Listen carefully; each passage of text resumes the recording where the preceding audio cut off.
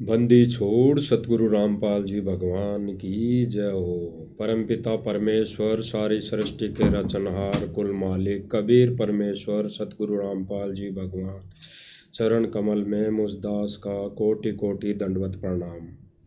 Live देख रहे सभी भाई बहनों को दास का सत साहिब।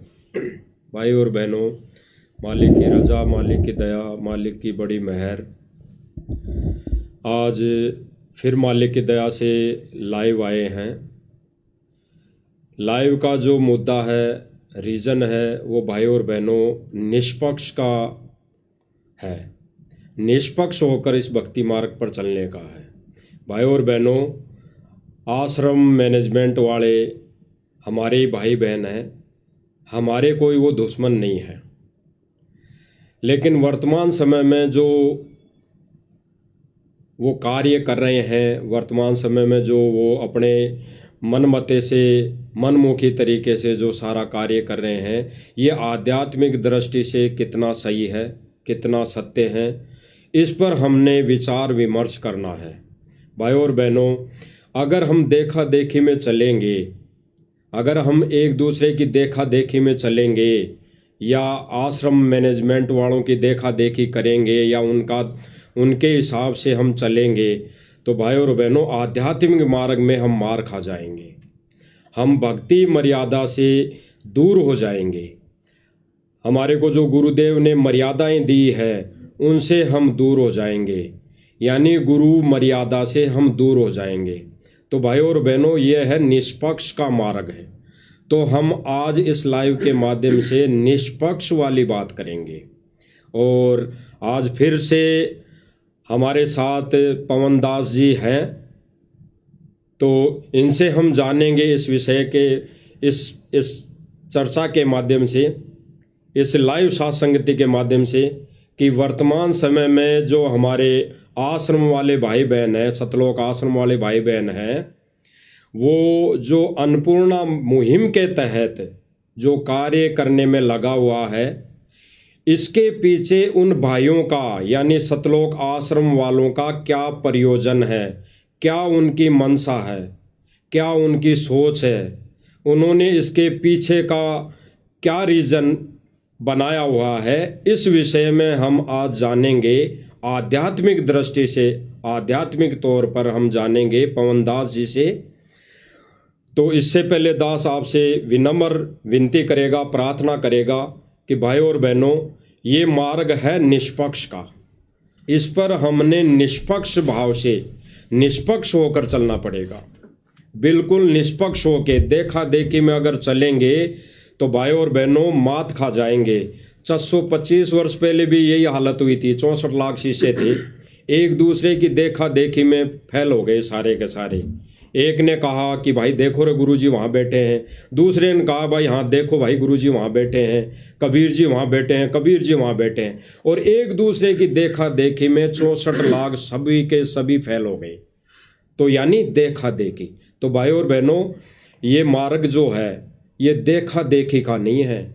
कि सतलोक आश्रम वाले भाई बहन अगर वो कोई चीज़ कर रहे हैं, कोई क्रिया कर रहे हैं किसी मुहिम के तहत या किसी संस्था के तहत, तो उसके पीछे लगना कितना हमारा हानिकारक सिद्ध हो सकता है, इस विषय में हम जानेंगे आज पवन दास जी से। कि जो सतलोक आश्रम वाले भाई बहन हैं, भाई हैं, कोऑर्डिनेटर हैं, बड़े बड़े सेवादार हैं, वो इस अन्नपूर्णा मुहिम के तहत जो कार्य कर रहे हैं, लोगों की मदद कर रहे हैं, फ्री में मकान बना रहे हैं, फ्री में कोई पानी निकाल रहे हैं, मोटरें पाइप दे रहे हैं, तो इनके पीछे इनका क्या रीज़न है, क्या इनका प्रयोजन है, क्या इनकी मनसा है, तो हम आज जानेंगे पवन दास जी से। तो सभी भाई बहन विशेष तौर से, गहराई से चिंतन मनन इस पर हमने करना है, क्योंकि देखा देखी का मार्ग नहीं है। तो हम आज पवन दास जी से जानेंगे। तो बताएं पवन दास जी, आज जो ये वर्तमान में मुहिम चल रही है, ये सतलोक आश्रम की तरफ से, ये आध्यात्मिक दृष्टि से कितना सही है, या कितना इसको गुरुजी के ज्ञान आधार से कितना इसको आप इसको मानते हैं, किस दृष्टि से इसको देखते हैं? तो आज बताइए हमें सभी भाई बहनों को आप। सर्वप्रथम तो परमपिता परमेश्वर सतगुरु रामपाल जी भगवान के चरण कमल में दास का अनंत कोटि दंडवत प्रणाम। लाइव वीडियो देख रहे सभी भाई बहनों को दास की तरफ से प्यार भरा सत्साई। देखिए कजोड़ जी, आपने जो सवाल किया बहुत ही अच्छा सवाल है कि वर्तमान में परम पूज्य परमेश्वर सतगुरु रामपाल जी का परिवार, सतलोक आश्रम मैनेजमेंट हरियाणा, ये लोग जिस प्रकार से सन 2014 बरवाला कांड के बाद से, सतगुरु रामपाल जी की हिसार जेल जाने के बाद से जिस प्रकार से भक्ति मार्ग पर बहुत सारे कार्य ऐसे किए जा रहे हैं जिन कार्यों का सतगुरु रामपाल जी के भक्ति मार्ग से दूर दूर तक कोई रिश्ता नाता नहीं है। आपने बात की एक अन्नपूर्णा मुहिम की कि इस अन्नपूर्णा मुहिम के तहत सतलोक आश्रम मैनेजमेंट हरियाणा, गुरुदेव का परिवार गरीब लोगों के मकान बनवा रहा है, जो असहाय लोग हैं उनके मकान बनवा रहा है, उनको राशन वगैरह दे रहा है। अभी हरियाणा में पिछले दिनों बाढ़ की समस्या थी, गांव में पानी भर गया था, इन्होंने मोटर और पाइप दे देकर गांव वालों की मदद की है। बहुत अच्छी बात है, किसी की मदद करना कोई बुरी बात नहीं है। लेकिन जब बात आती है सतगुरु रामपाल जी के शास्त्र अनुकूल शत भक्ति मार्ग की, तो इस मार्ग की कुछ मर्यादा हैं, कुछ नियम हैं। मैं बार बार एक उदाहरण देता हूं कि मीठा खाना बहुत अच्छी चीज है, कोई भी व्यक्ति मीठे के लिए मना नहीं करेगा, सबको अच्छा लगता है। लेकिन जिस पेशेंट को या जिस व्यक्ति को शुगर की बीमारी है, डायबिटीज है, उसको हर कोई मना करेगा कि भाई आप मीठा मत खाओ। डॉक्टर भी उसको सलाह देगा कि भाई मीठा मत खाना। इसी प्रकार ये भक्ति मार्ग है। आज से पहले हमने केवल भक्ति का नाम सुना था, हमें यथार्थ भक्ति मार्ग प्राप्त नहीं था। अब हमें सत भक्ति मार्ग प्राप्त हुआ है, सच्चा परमात्मा प्राप्त हुआ है, सच्चा गुरु प्राप्त हुआ है। तो यहां मर्यादा भी कुछ विशेष हैं। यदि हम उन मर्यादाओं में रहकर, गुरु वचन में रहकर इस भक्ति मार्ग पर आगे नहीं बढ़ेंगे तो फिर हम असफल हो जाएंगे, मोक्ष से वंचित रह जाएंगे। तो गुरुदेव ने हमें बताया कि बच्चों, ये इस प्रकार के कार्य करने वाले काल के लोक में काल के व्यक्ति बहुत है। आप सरपंच चुनते हैं, एमएलए चुनते हैं, विधायक चुनते हैं, एमपी चुनते हैं, मुख्यमंत्री चुनते हैं, प्रधानमंत्री चुनते हैं। क्यों चुनते हैं?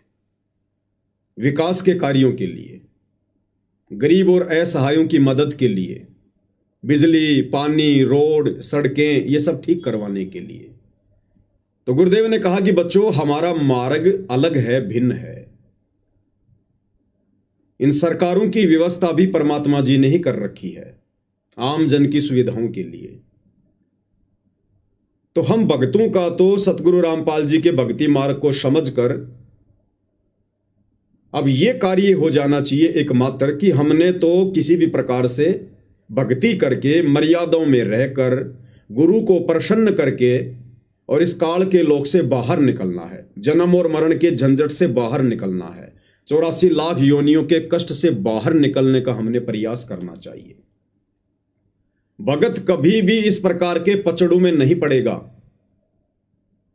गुरु ने हमें समझा दिया कि बेटा, ये काल का 21 ब्रह्मांड, ये कर्म क्षेत्र है, या पाप और पुण्य से सारा व्यवहार चलता है।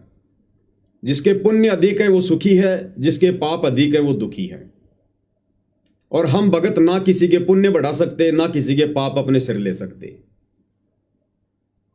तो सतगुरु से ये तत्व ज्ञान प्राप्त होने के बाद भगत ने तो इस प्रकार के पचड़ों में पड़ना ही नहीं चाहिए। अगर कोई गरीब है, कोई अमीर है, किसी के सर पर छत है या नहीं है, ये उसके अपने कर्म हैं, उसके अपने पाप कर्म हैं, वो उसने भोगने हैं।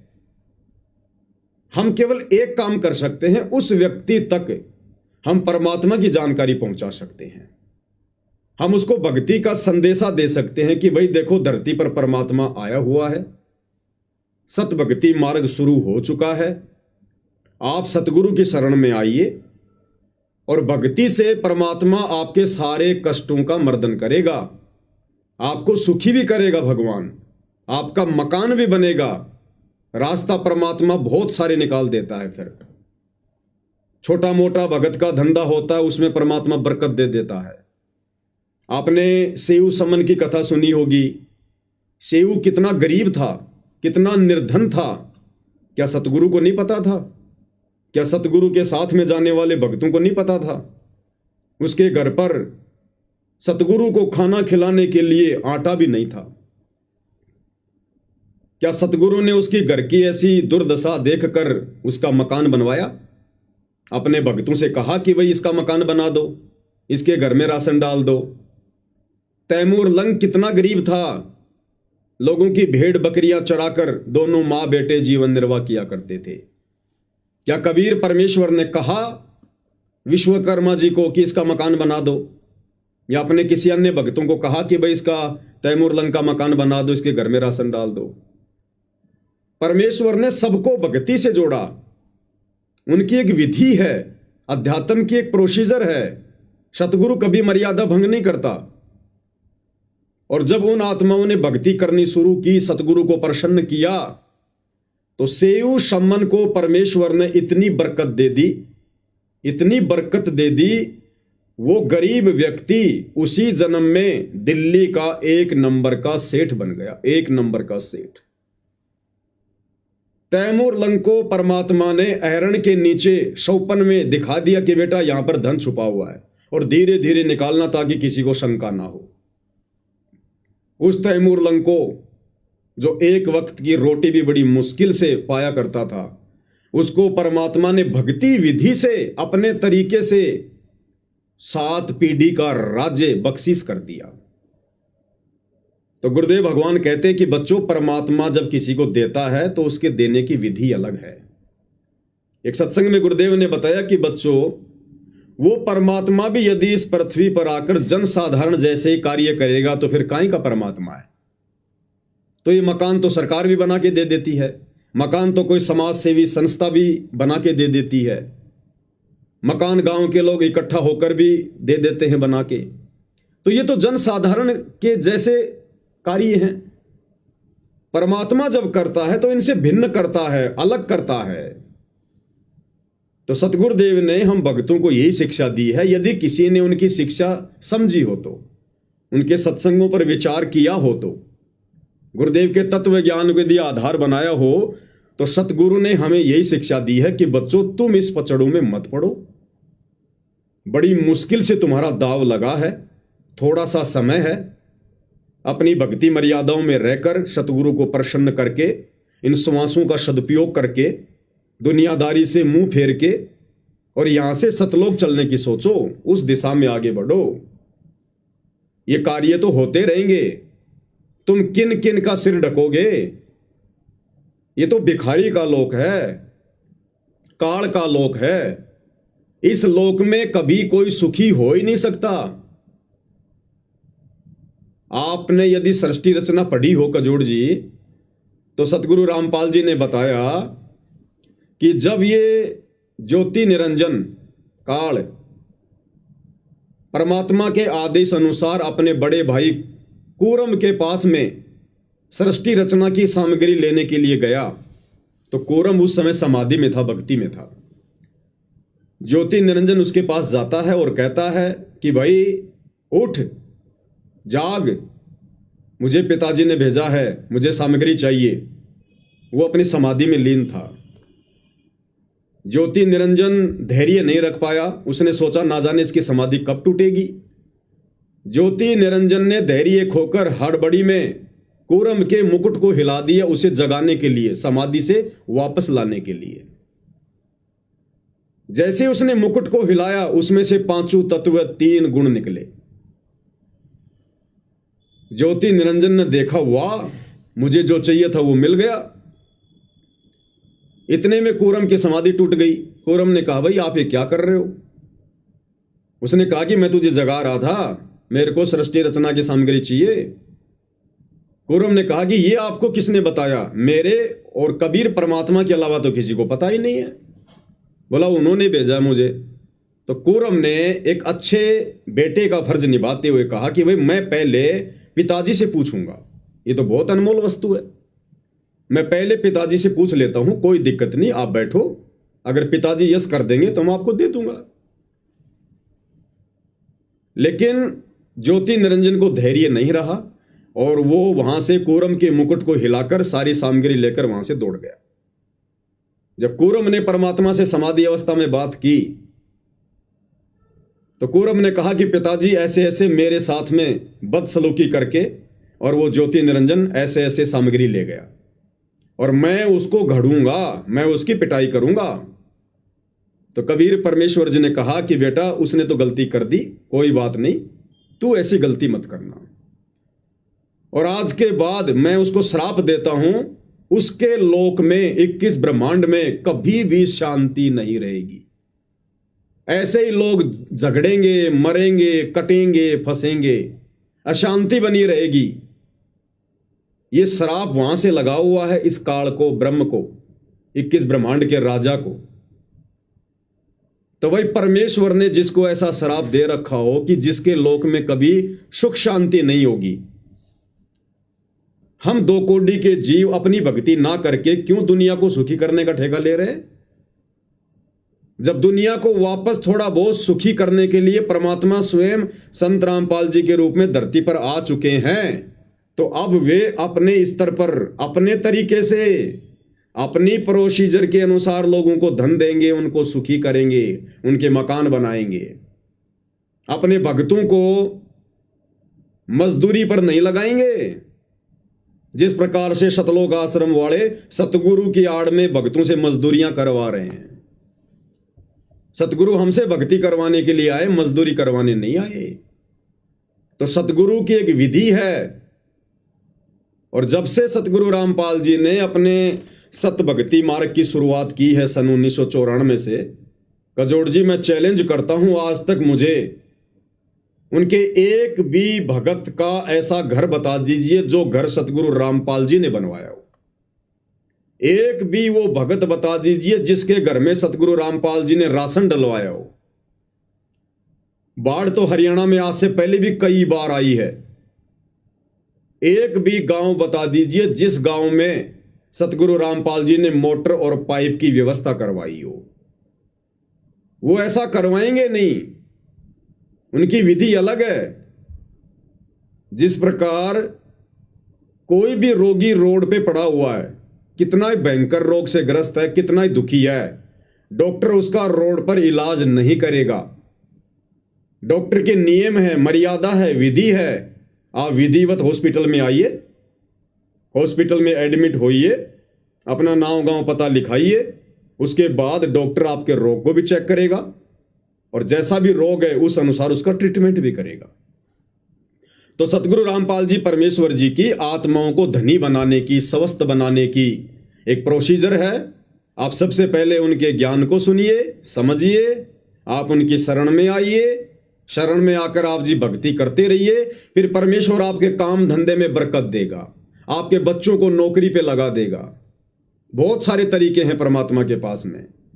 और फिर सतगुरु अपनी वाणी में कहते हैं कि भाई कल्पे कारण कौन है, तू कर सेवा निष्काम और मन इच्छा फल देऊंगा जब पड़ेगा मेरे से काम। सतगुरु कहते हैं बेटा अब उपदेश लेकर तू निश्चिंत होकर मर्यादा में रह के भक्ति कर। ये विकल्प संकल्प करना छोड़ दे, ऐसा होगा वैसा होगा, ऐसा नहीं होगा। कहते हैं मन में कल्पनाएं करना छोड़ दे, अपने सतगुरु पर छोड़ दे। जहां तेरे को सतगुरु की आवश्यकता पड़ेगी, किसी भी आवश्यक वस्तु की आवश्यकता पड़ेगी, सतगुरु समय से पहले तेरे सामने हाजिर कर देगा। तो ये है सतगुरु की प्रोसीजर। सतगुरु अपने भक्तों को मजदूर बनाकर उनका समय और श्वासें बर्बाद नहीं करवाता। जिस प्रकार से हमारे सतलोक आश्रम वाले भाई, गुरुदेव का परिवार बेचारे भोले भाले भक्तों को मजदूर बनाकर आश्रमों पे आश्रम बनवा रहे हैं। एक अन्नपूर्णा मुहिम के तहत लोगों के मकान बनवा रहे हैं, लोगों के घरों में राशन बंटवा रहे हैं। फिर भक्ति कौन करेगा? क्या आवश्यकता पड़ेगी फिर आदमी को भक्ति करने की, सतगुरु रामपाल जी की शरण में आने की? अरे दुखी आदमी तो भक्ति पे जुड़ता है, भक्ति पे आता है। दुखी आदमी तो भगवान को ढूंढेगा, और आपने पहले उसको सुखी कर दिया, वो क्यों आएगा फिर परमात्मा की शरण में? और आ भी गया तो वो क्या निहाल करेगा? ऐसे ही मर्यादा तोड़ के चलता रहेगा, क्योंकि आपत्ति तो उस पर कोई है ही नहीं। अब सारी व्यवस्था आपने उसकी आगे से आगे कर ही दी है। तो सतगुरु रामपाल जी परमेश्वर जी के सतभक्ति मार्ग अनुसार जो प्रोसीजर वर्तमान में अन्नपूर्णा मुहिम के तहत किसी भी प्रकार के कार्य सतगुरु रामपाल जी का परिवार कर रहा है, ये सतलोक आश्रम मैनेजमेंट हरियाणा कमेटी कर रही है, ये गुरुदेव के भक्ति विधान अनुसार बिल्कुल गलत है। भगत समाज के ज्योति पाठ और दान के पैसे की बर्बादी की जा रही है। ये परीक्षा का समय है। काल भक्तों को हर प्रकार से मर्यादा तुड़वाकर सतगुरु से दूर करने की कोशिश कर रहा है, और काफी हद तक काल बली अपने इस षड्यंत्र में सफलता भी प्राप्त कर रहा है। क्योंकि नादान संगत भी, जिस प्रकार बिल्ली के आगे कबूतर आंख बंद करके बैठ जाता है, वो हालत इस नादान संगत की हो रही है। अब आपने कहा कि ये जो मकान बनाए जा रहे हैं अन्नपूर्णा मुहिम के तहत, तो भक्ति मार्ग में ये कहां तक सही है? और ये जो मकान बनाए जा रहे हैं इसके पीछे क्या इनका औचित्य है, क्या इनकी सोच है? देखिए कजोड़ जी, मैं स्पष्ट कर देता हूं,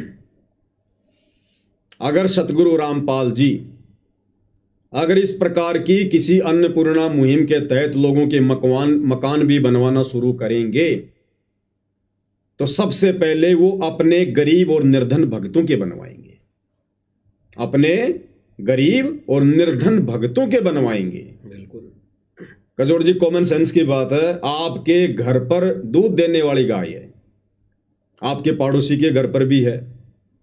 आप बाजार से उनका आहार लेके आएंगे, बिनोले लेंगे, खल लेके आएंगे, काकड़े लेके आएंगे, जो पशु आहार होता है। तो आप सबसे पहले कौन सी गाय या भैंस को खिलाएंगे? अपनी को या पड़ोस वाली को? वो तो खुद की को खिलाना पड़ेगा, खुद ही को खिलाना पड़ेगा ना। दूध देने वाली को ही खिलाना पड़ेगा, और दूध देने वाली को खिलाना पड़ेगा, क्योंकि वो और अधिक दूध देगी। सही बात। इसी प्रकार सतगुरु रामपाल जी ने भी अपने सत्संगों में बताया कि यदि आपने विशेष आदर और सम्मान देना है, विशेष सेवा करनी है, तो भक्तों की करो, क्योंकि भगत दूध देने वाली गाय है, क्योंकि वो भक्ति पर लगे हुए हैं, उनके पास में भक्ति धन जमा हो रहा है। यदि आप उनकी सेवा करोगे, उनसे प्यार प्रेम से बोलोगे, तो आपको सेवा का फल मिलेगा। और जगत के पास तो खारा पानी है, खारा पानी, उस खारे पानी को यदि आप अपने मटके में डालोगे, आपका पानी भी खारा हो जाएगा। तो इस प्रकार की किसी मुहिम के तहत यदि सतगुरु रामपाल जी मकान भी बनवाएंगे, राशन भी डलवाएंगे, तो सबसे पहले अपने उन भक्तों के मकान बनवाएंगे जो बेचारे आज भी टूटी फूटी झोपड़ियों में रह रहे हैं। सतगुरु रामपाल जी की 50% संगत, या मैं कहूं इससे ज्यादा, टूटी फूटी झोपड़ियों में रहती है। आप छत्तीसगढ़ में जाके देखिए, झारखंड में जाके देखिए, मध्य प्रदेश में जाकर देखिए, बंगाल में जाकर देखिए, गरीबी रेखा से भी नीचे जीवन यापन कर रहे हैं संत रामपाल जी के 50% भगत। बहुत सारे भगत बेचारे पोस्ट वायरल करते हैं बरसात के समय में, उनकी झोपड़ी से पानी टपक रहा है, जहां उन्होंने अपने गुरु का दरबार लगा रखा, वहां पर पानी टपक रहा है। वो समर्थ नहीं है अपना मकान बनाने में, तो उन भक्तों के मकान क्यों नहीं बनाए जा रहे? एक भी भगत ऐसा बता दीजिए इस अन्नपूर्णा मुहिम के तहत जिसका मकान बनाया गया हो। ये सारे के सारे मकान अनउपदेशी, जगत वाले, आधी अधूरी भक्ति करने वाले, नशा करने वाले, इन लोगों के मकान बनाए जा रहे हैं। सतलोक आश्रम मैनेजमेंट हरियाणा कमेटी के संपर्क में, उनके रिश्तेदारी में, उनकी जान पहचान वालों के मकान बनाए जा रहे हैं, या फिर किसी गरीब और असहाय का मकान भी बनाया जा रहा है, तो ऐसे गांव में बनाया जा रहा है जहां पर इन आश्रम वालों को पब्लिसिटी मिल सके, इनको वहां पर चौधरी पड़ा मिल सके, इनको मान बढ़ाई मिल सके, इनको गांव वालों का समर्थन मिल सके, इनकी पब्लिसिटी हो जाए। ये ऐसे लोगों के मकान बना रहे हैं। अन्यथा मैं आपको एक वाकया बताता हूं, क्योंकि साध संगति के कार्यक्रमों में बिना सबूतों के, बिना प्रमाणों के कोई बात नहीं होती है। हरियाणा के हिसार जिले के चूली गांव की घटना है। चूली खुर्द हिसार में पड़ता है गांव, चूली खुर्द। सतगुरुदेव जी के एक बहुत ही पुराने भगत हैं साधु दास जी। साधु दास जी ने भी सतगुरु से धनाना आश्रम में जाकर और फोन पर बात की और उन्होंने सतगुरु को अपनी आप बीती बताई, क्योंकि साधु दास जी का घर बिजली के शॉर्ट सर्किट के कारण पूरा का पूरा जल के सवा हो गया। शायद आपने वो वीडियो भी देखा होगा, अन्यथा आपको दिखाएंगे अभी आगे। पूरा घर उनका जल के सवा हो गया, पूरा सामान जल गया। खुद सतलोक आश्रम वाले वहां गए और उन्होंने वहां रिपोर्टिंग की, पूरा वीडियो बनाया, पूरा जायजा लिया। सारा घर बिल्कुल जल के नष्ट। और साधु दास जी ने जब सतगुरु से बात की तो सतगुरु ने हिसार जेल से फोन पर आदेश दिया सतलोक आश्रम वालों को, अन्नपूर्णा मुहिम वालों को, कि भाई आप इस भगत का घर पहले से भी कहीं अच्छा बना दो, पहले से भी बढ़िया घर बनाओ इस भगत का। साधु दास जी बड़े प्रसन्न हुए कि परमात्मा ने दया कर दी, अपने घर पर आ गए। उसके बाद आश्रम वाले गए उस घर का जायजा लेने के लिए। सारा जायजा लिया, सब कुछ देखा। थोड़ा सा मैं पहले आपको वो वीडियो दिखा देता हूं एक बार लाइव में, किस प्रकार से सतलोक आश्रम वाले वहां गए और जो भगत रिपोर्टिंग कर रहा है, जो पत्रकारिता कर रहा है, वो भी भगत है। बाकायदा उसने सब कुछ देखा और क्या कुछ कहा, ये वीडियो आप जी देखिएगा पूरा ध्यान से। संकट और विपदा की मैं बात करूं तो ऐसे संकट जो है वो पता चला कि इन बच्चों ने संकट और विपदा की मैं बात करूं तो ऐसे संकट जो है वो इंसानों पर आते हैं जिसको देख के हर एक व्यक्ति दंग रह जाए और गांव के अंदर सन्नाटा छा जाता है। इसमें हरियाणा राज्य के जिला हिसार का ये गांव है चूली कला। चूली कला खुर्द और चूली कला और खुर्द जो है ये एक साथ ही दोनों गांव हैं। इसके अंदर मैं मौजूद हूं और यहाँ की अगर बात की जाए तो यहाँ पर जो है बड़ा एक संकट आया और संकट के बाद जो है घर के अंदर जो है पूरा का पूरा जो सामान जलकर खाक हो गया। ऐसी संकट की घड़ी में अगर मैं बात करूं कि मदद किसने की, तमाम वो बातें भी होंगी और हमारे साथ ग्रामीण भी मौजूद है। सबसे पहले मैं ये जो मकान आपको दिखाना चाहूँगा, इसके अंदर की मैं तस्वीरें दिखाऊंगा आपको। ये जो सोने का माचा है, ये जो है वॉशिंग मशीन, ये रबड़ किस तरीके से पिघला है, कितनी बड़ी ये आपदा थी, ये आप देख सकते हैं। और ये सामान मैं दिखाना चाहूँगा, ये जला हुआ सामान है सारा का सारा। ये बहुत बड़ा एक संकट था जिसके अंदर पूरा घर का जो सामान जलकर खाक हो गया। अभी मेरे साथ जो है यहाँ के जो गांव के सरपंच हैं, घर के जो मालिक हैं साधु राम जी, उनसे भी मैं मिलूंगा। छत भी बढ़ गई, इसके वॉशिंग मशीन, एलईडी वगैरह, मतलब बहुत काफी नुकसान सारा। हाँ, सब माचे मुचे और सब। सतीश जी थोड़ा सा दिखाना एक बार है, बैटरी लेना बेनी वाला जी, बैटरी लेना। ये देखो, आप धीरे धीरे आना भाई, कैमरामैन से कहूंगा थोड़ा सा दिखाना। ये देखो ये क्या क्या हालात बीतते हैं। ये देखो सारा सामान जल के जो है ना खाक हो गया। ये जो तमाम जो सामान है घर का, और कैमरामैन से बस थोड़ा सा यही कहूंगा, यहाँ जो है इनका टीवी था या जो भी था और शॉर्ट सर्किट हुआ जी। ये यहाँ पर डोरी थी, वहाँ पर शॉर्ट सर्किट से आग लगी है और आग लगने के बाद में ये काट गई है, ये भी जली हुई है। ये छत कभी भी गिर सकती है क्योंकि पूरी तरह जल गई थी और इसको बाद में बुझाया गया है। हम भी अब खतरे में ही खड़े हैं, वैसे ये कभी भी टूट सकती है।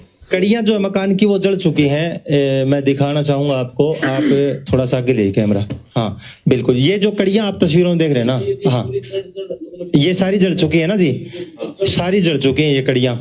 बिल्कुल। सतीश जी, बेनीवाल जी, आप कह रहे हो जिस प्रकार ये कभी भी गिर सकता छत जी, इसके नीचे खड़े रहना तो खतरे से खाली नहीं है। अंदर तो रह ही नहीं सकता। बिल्कुल। इनके परिवार को भी हम कहना चाहेंगे भाई ये इसके अंदर अब न रहे, क्योंकि इसकी छत का ये दोबारा इसकी छत बदलनी पड़ेगी, उसके बाद में इस का वसाहत का काम कर इधर। ठीक है, तो ये देखा आपने, तस्वीरें लाइव देख रहे थे आप, कैसा ये मंजर है ये मैं दिखाना चाहूंगा आपको। देखिए सब चीजें जो है वो जल चुकी है, सब चीजें जल चुकी है। ये देखिए आप, सब चीजें नष्ट हो चुकी है, दरवाजे जल चुके हैं, सब चीजें, कड़ियां जल चुकी है। और ये देखिए कपड़े, देखिए सब कपड़े जो है वो जले हुए पड़े हैं। डीवीआर था वो भी जल गया, इसके ऊपर था जी, हाँ डीवीआर था यहाँ पे, वो भी जल गया है। ये देखिए किस प्रकार ये पिघला है, ये इसको हम क्या कहें, ये किस प्रकार से कहर जो है ये बरसा, और इसके अंदर जो है पूरे परिवार के जो सपने हैं वो चूर चूर हो गए इसके। तो कुजूर जी, आपने अपनी आंखों से देख लिया, दर्शकों ने भी देख लिया, खुद सतलोक आश्रम वाले वहां गए, बाकायदा वीडियो बनाया और खुद कह रहे कि सारा सामान जल के चूर चूर हो गया, और जिस छत के नीचे हम खड़े हैं यहां रहना खतरे से खाली नहीं है। और लाइव आप देख रहे हैं, बिल्कुल बुरी हालत में है घर। अब कजोड़ दास जी, क्या इस भगत का घर नहीं बनना चाहिए था? बिल्कुल बनना चाहिए, जबकि ये तो भगत है। भगत है ना, बिल्कुल, इनका तो और भी जल्दी बनना चाहिए, पहले बनना चाहिए। जगत वाले तो झूठ बोलकर भी बना सकते हैं, खुद के घर को जलाकर भी बिल्कुल नया बनवा सकते हैं। बिल्कुल। उसके बावजूद भी आज कई महीने बीत गए, इस भगत का घर नहीं बनाया गया, इसको मना कर दिया गया सतलोक आश्रम मैनेजमेंट हरियाणा ने, गुरुदेव के परिवार ने।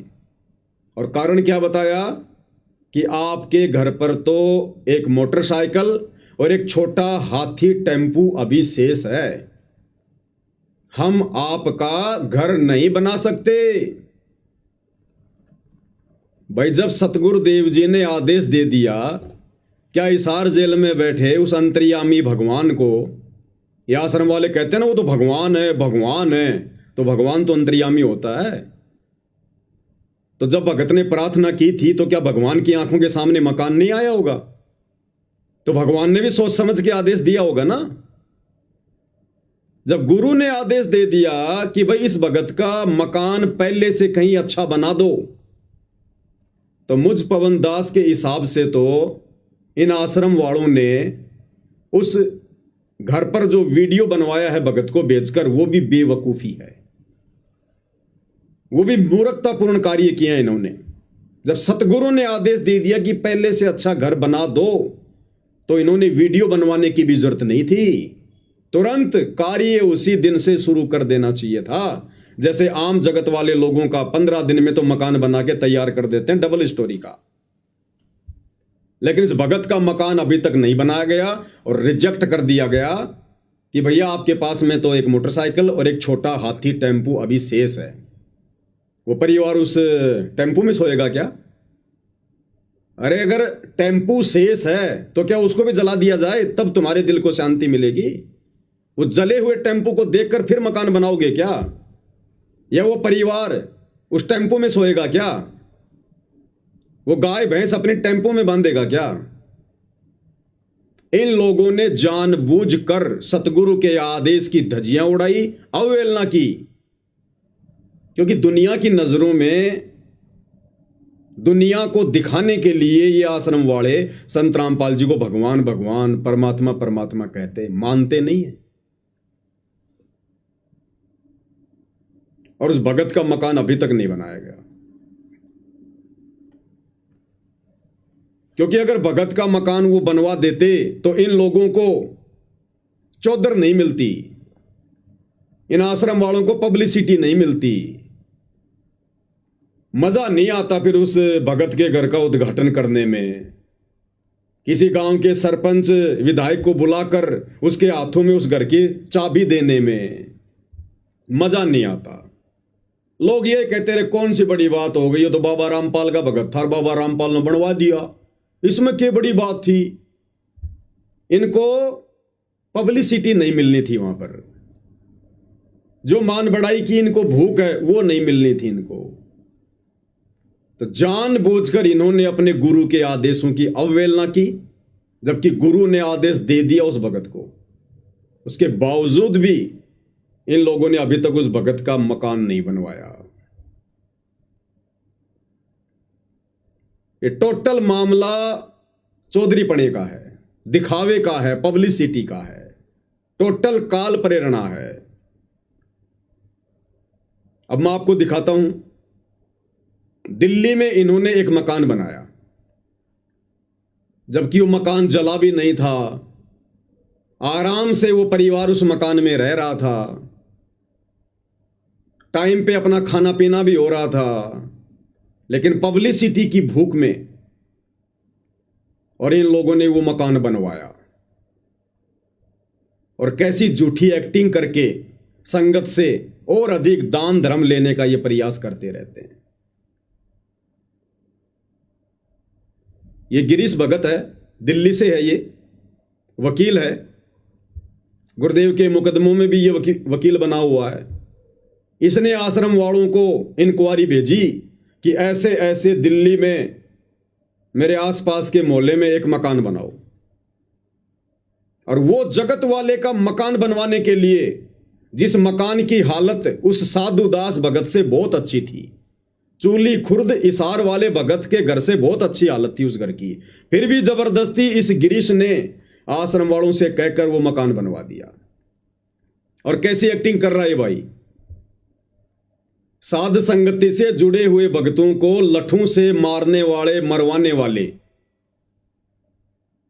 एक समय दिल्ली में साध संगति थी, इसी गिरीश ने अपने साथियों को भेजकर पुलिस वालों की मदद लेकर और उस साध संगति में भक्तों को बुरी तरह से मरवाया, पिटवाया, और आज ये मगरमच्छ के आंसू निकालकर संगत से हमदर्दी प्राप्त कर रहा है। और क्या कह रहा है, इनके वचन सुनिए। परमात्मा कहते हैं, साधु शब्दा परखिए, दुख पड़े घरनार, सूरवीर जद जानिए जब रण बाजे तलवार, और वाणी ही से पहचानिए कुटिल नीत की घात, अंदर की उस गंदगी की फिर निकले मुंह से बात। किस प्रकार का स्टेटमेंट दे रहा है कि जब मैंने इस गरीब परिवार को देखा, मैंने इनसे बातें की, इनकी हालात को देखा, इन्होंने 1 महीने से भोजन नहीं किया, 1 महीने से इन बच्चों ने रोटी नहीं खाई, खाना नहीं खाया। मैंने तुरंत सतगुरुदेव जी को फोन लगाया, प्रार्थना लगाई कि हे गुरुदेव, 1 महीने से इन बच्चों ने भोजन नहीं किया। मतलब गुरुदेव अंधे हैं, गुरुदेव को दिखाई नहीं देता कि दुनिया में कौन भोजन कर रहा है, कौन नहीं कर रहा है। गुरुदेव अंतर्यामी नहीं है, इनको दिखा तो इन्होंने गुरुदेव को दिखाया कि देखो गुरुजी, आप तो आंखें बंद करके बैठे हुए हो, दुनिया में कितनी आपत्ति आ रही है, दुनिया कितनी दुखी है। 1 महीने से इन बच्चों ने भोजन नहीं किया। आप इसकी एक्टिंग देखिए एक बार, ये मगरमच्छ के आंसू देखिए आप एक बार, जिन आंसुओं के पीछे ये नादान संगत बेचारी पागल होकर इनको ज्योति पाठ और दान का पैसा देकर अपने कर्म फोड़ रही है। ध्यान से सुनिए। क्या कहना चाहेंगे? अभी इनका बाथरूम भी ऊपर है, इन बच्चियों को आने जाने में दिक्कत होती है। देखिए, कह रहा कि गिरीश जी आप क्या कहेंगे, इन बच्चियों का बाथरूम ऊपर है, इनको आने जाने में दिक्कत होती है। भगत का तो मकान जल गया, उसमें दिक्कत नहीं, और वो दिल्ली वाला परिवार जिसके घर के ऊपर उनका बाथरूम, कह रहा है इनको ऊपर जाकर बाथरूम करने में भी दिक्कत हो रही है, बाथरूम भी नीचे बनवा दो। कजोड़ जी एक्टिंग ध्यान से सुनिएगा। ये तो अच्छा हुआ ये लोग बंबई की तरफ नहीं गए, नहीं तो सलमान खान को और इन सबको तो इस्तीफा ले लेना पड़ जाता। सुनिएगा।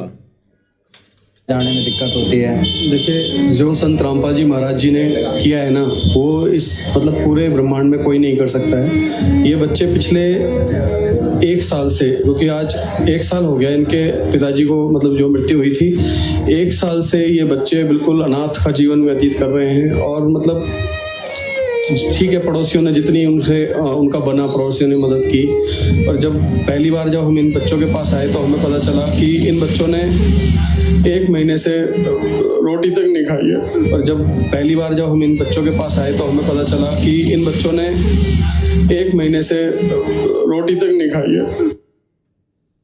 इन बच्चों ने 1 महीने से रोटी तक नहीं खाई है। और ये जहां जहां इनके मान सम्मान के कार्यक्रम आयोजित हो रहे हैं वर्तमान में गांव में, जो गांव वाले संत रामपाल जी को सम्मान देने के लिए आते हैं, वहां ये वीडियो चलाए जाते हैं। और नादान संगत इन लोगों की झूठी इस रुआई को देखकर, मगरमच्छ के आंसुओं को देखकर बढ़ चढ़ के दान कर रही है काल प्रेरणा से। कह रहा कि 1 महीना हो गया, इन बच्चों ने भोजन तक नहीं किया, भोजन तक। 1 महीना? 1 महीना। सुनिए।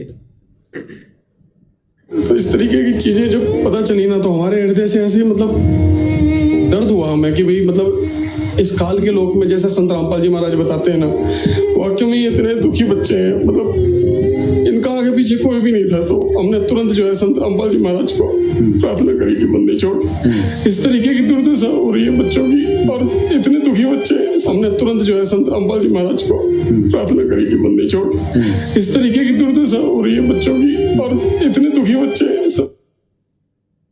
भाई और बहनों, ये भावनाओं में बहकर निर्णय लेने का समय नहीं है। इसी प्रकार से तो राजा जनक को काल ने ठग लिया था।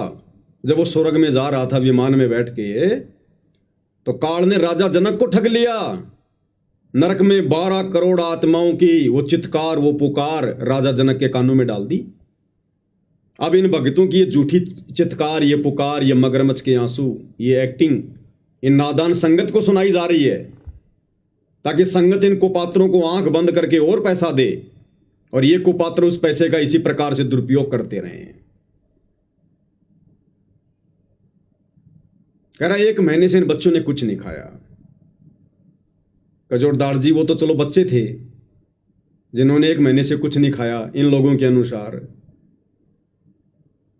ये भाई गिरीश शर्मा, संत रामपाल जी का भगत, दिल्ली में वकील, 1 महीने तक बिना कुछ खाए पिए ये मुझे जिंदा रह के दिखा दे। सही बात। अगर उन्होंने 1 महीने तक कुछ नहीं खाया तो बच्चे तो सप्ताह भर भी भूख सहन नहीं कर सकते। इतनी बढ़ चढ़ के एक्टिंग क्यों की जा रही है? बॉम्बे में जाना है क्या? एक्टर बनना है क्या? कोई ड्रामा कंपनी में ज्वाइन करना है क्या? क्यों इतना बढ़ चढ़ के झूठ बोला जा रहा है?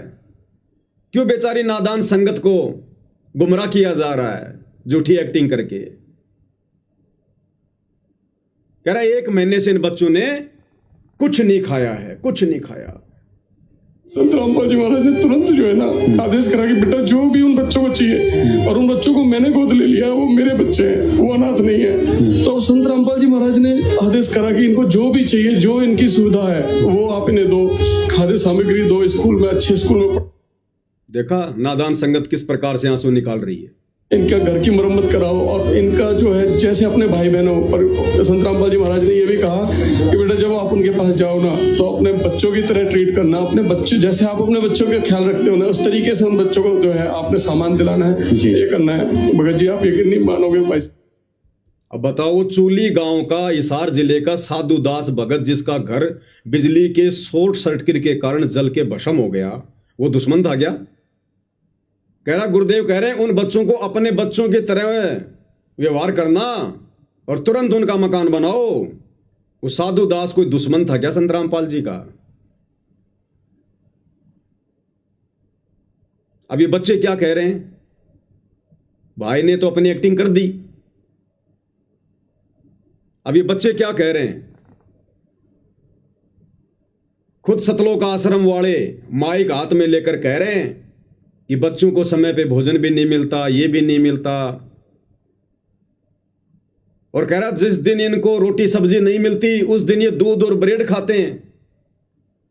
जिस दिन इन बच्चों को सब्जी रोटी नहीं मिलती है, कह रहा ये बच्चे खुद कह रहे हैं कि उस दिन हम तो दूध और ब्रेड खाते हैं। कजोड़दास जी मुझे ये बताइए, रोटी सब्जी ज्यादा महंगी है या दूध और ब्रेड ज्यादा महंगा है? बताइए। वो तो दूध ही महंगा है, ब्रेड महंगी है।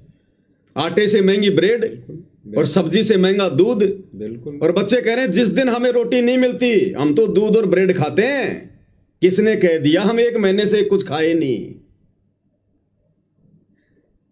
वो भगत होकर झूठ बोल रहा है, ये बच्चे होकर, जगत वाले होकर बिल्कुल सत्य बोल रहे हैं। सत्य बोल रहे हैं। क्या कह रहे हैं? खुद आश्रम वाले, सा न्यूज चैनल वाले रिपोर्टिंग कर रहे हैं और कह रहे हैं कि जिस दिन इनको सब्जी रोटी नहीं मिलती, भोजन नहीं मिलता, उस दिन ये बच्चे दूध और ब्रेड खाकर काम चलाते हैं। सुनिएगा इनकी वो भाई।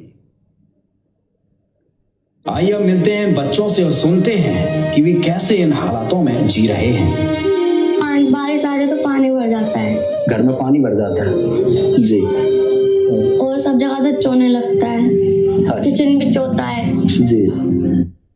कजोड़दास जी, दिल्ली में लाखों की संख्या में ऐसी झुग्गी झोपड़ियां होंगी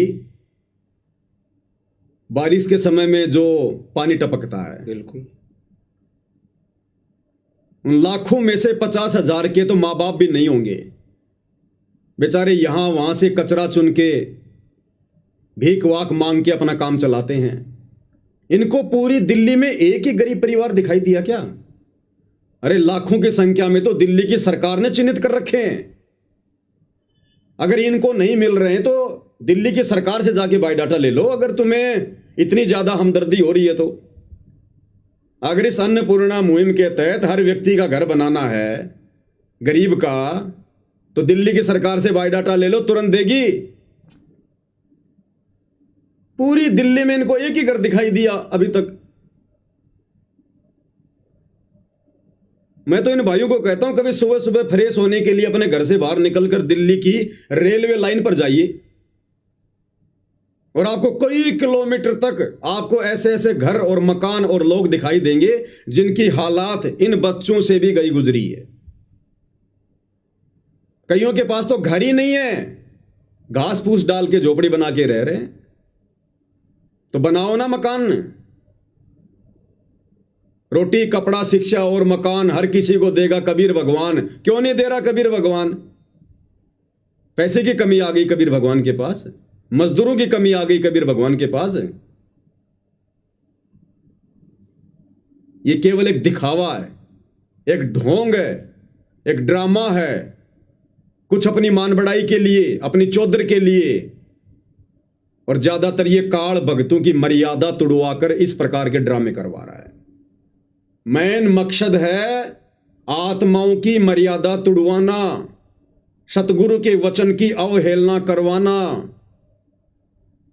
इस परीक्षा के समय में भगत अपनी श्वासों का, अपने समय का सदुपयोग ना कर लें, उसके लिए काल ने इन आश्रम वालों को खड़ा कर रखा है। और ये नादान संगत बेचारी षड्यंत्र को समझ नहीं रही है। ये सूक्ष्म मार्ग है सतगुरु का। काल कसाई तक तक मारे, पग पग पे यो बाणा। संगत समझ नहीं पा रही षड्यंत्र को। इसीलिए तो परमात्मा कहते हैं कि अनंत कोटि बाजी जहां मैंने रचे सकल ब्रह्मांड, और गरीब दास मैं क्या करूं यो काल करे जीव खंड। जबरदस्ती तो परमात्मा भी नहीं करेगा यहां कर। और अंत में सतगुरु यही कहता कि भाई मैं क्या कर सकता हूं बच्चों, मेरा भी काल के साथ एग्रीमेंट है। मैंने तुम्हें ज्ञान दे दिया, समझाने में कोई कमी नहीं छोड़ी, मर्यादा बताने में कमी नहीं छोड़ी। अब यदि तुम मेरे वचन की अवहेलना करोगे, देखा देखे में भेड़ चाल में मेरे परिवार की पूंछ पकड़ के चलोगे, मेरे ज्ञान को आधार नहीं बनाओगे, काल के सूक्ष्म जाल में फंसोगे, तो भैया मैं कुछ नहीं कर सकता। मेरा तो काल के साथ वचन है कि परमात्मा आप नीचे जाना, अपना ज्ञान समझाना, जो आपके ज्ञान को माने, आपकी मर्यादाओं में रहे, उसी को सतलोक लेकर जाना, बाकी को छोड़ देना। तो गुरु क्या करे भाई? इसलिए गुरु कह रहा है गरीब दास मैं क्या करूं यो काल करे जीव खंड। ये काल मेरी आत्माओं की मर्यादा तोड़वा देता है, उनको बहका के मेरे नाम पर कि जाओ जोग जीत संसारा, जीव न माने कहा तुम्हारा, तुम्हारा नाम ले वाद बढ़ाऊं, या विद जीवों को भरमाऊं। कि तेरा ही नाम ले लेके तेरे भक्तों को भ्रमित करूंगा। अगर संगत इन वचनों को ध्यान से सुन लेती, चिंतन मनन कर लेती गुरु के वचनों पर, सत्संगों पर, आज ये नादान संगत अपने सुपात्र सतगुरु को छोड़कर इन कुपात्र सतलोक आश्रम वालों के हाथों में ज्योति पाठ और दान का पैसा ना देती अपने कर्म फुड़वाने के लिए। तो बच्चे क्या कह रहे हैं, आश्रम वाले खुद ही कह रहे हैं कि जिस दिन भोजन नहीं मिलता उस दिन तो ब्रेड रोटी खाते हैं, ब्रेड दूध।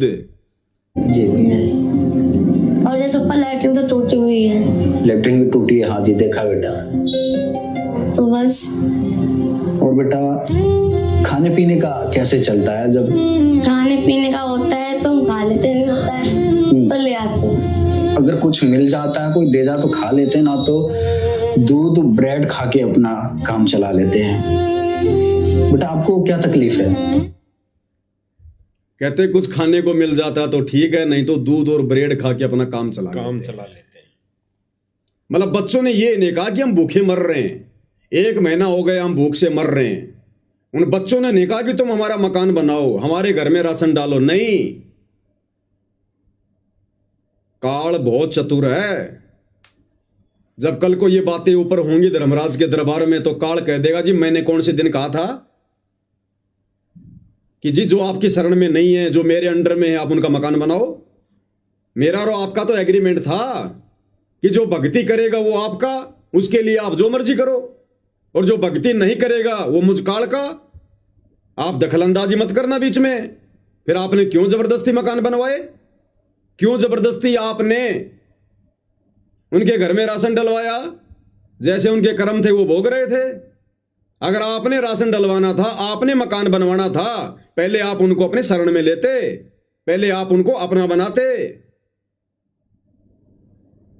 ये काल इस प्रकार से कर्मों में फेरबदल करवा के, हेरा फेरी करवा के वर्तमान में इन आश्रम वालों के माध्यम से नादान संगत की मर्यादाएं तुड़वा रहा है। ये सारा का सारा मामला चौधर का है, मान बढ़ाई का है। इन सतलोक आश्रम वालों की बुद्धि पूरी तरह से भ्रष्ट है, काल प्रेरित है। इस नादान संगत को समझ में नहीं आ रही है ये बात है। और जिस समय नादान संगत को समझ में आएगी उस समय ये संगत वापस भक्ति मार्ग पर नहीं आ सकती। सतगुरु की पहुंच से बहुत दूर निकल चुकी होगी।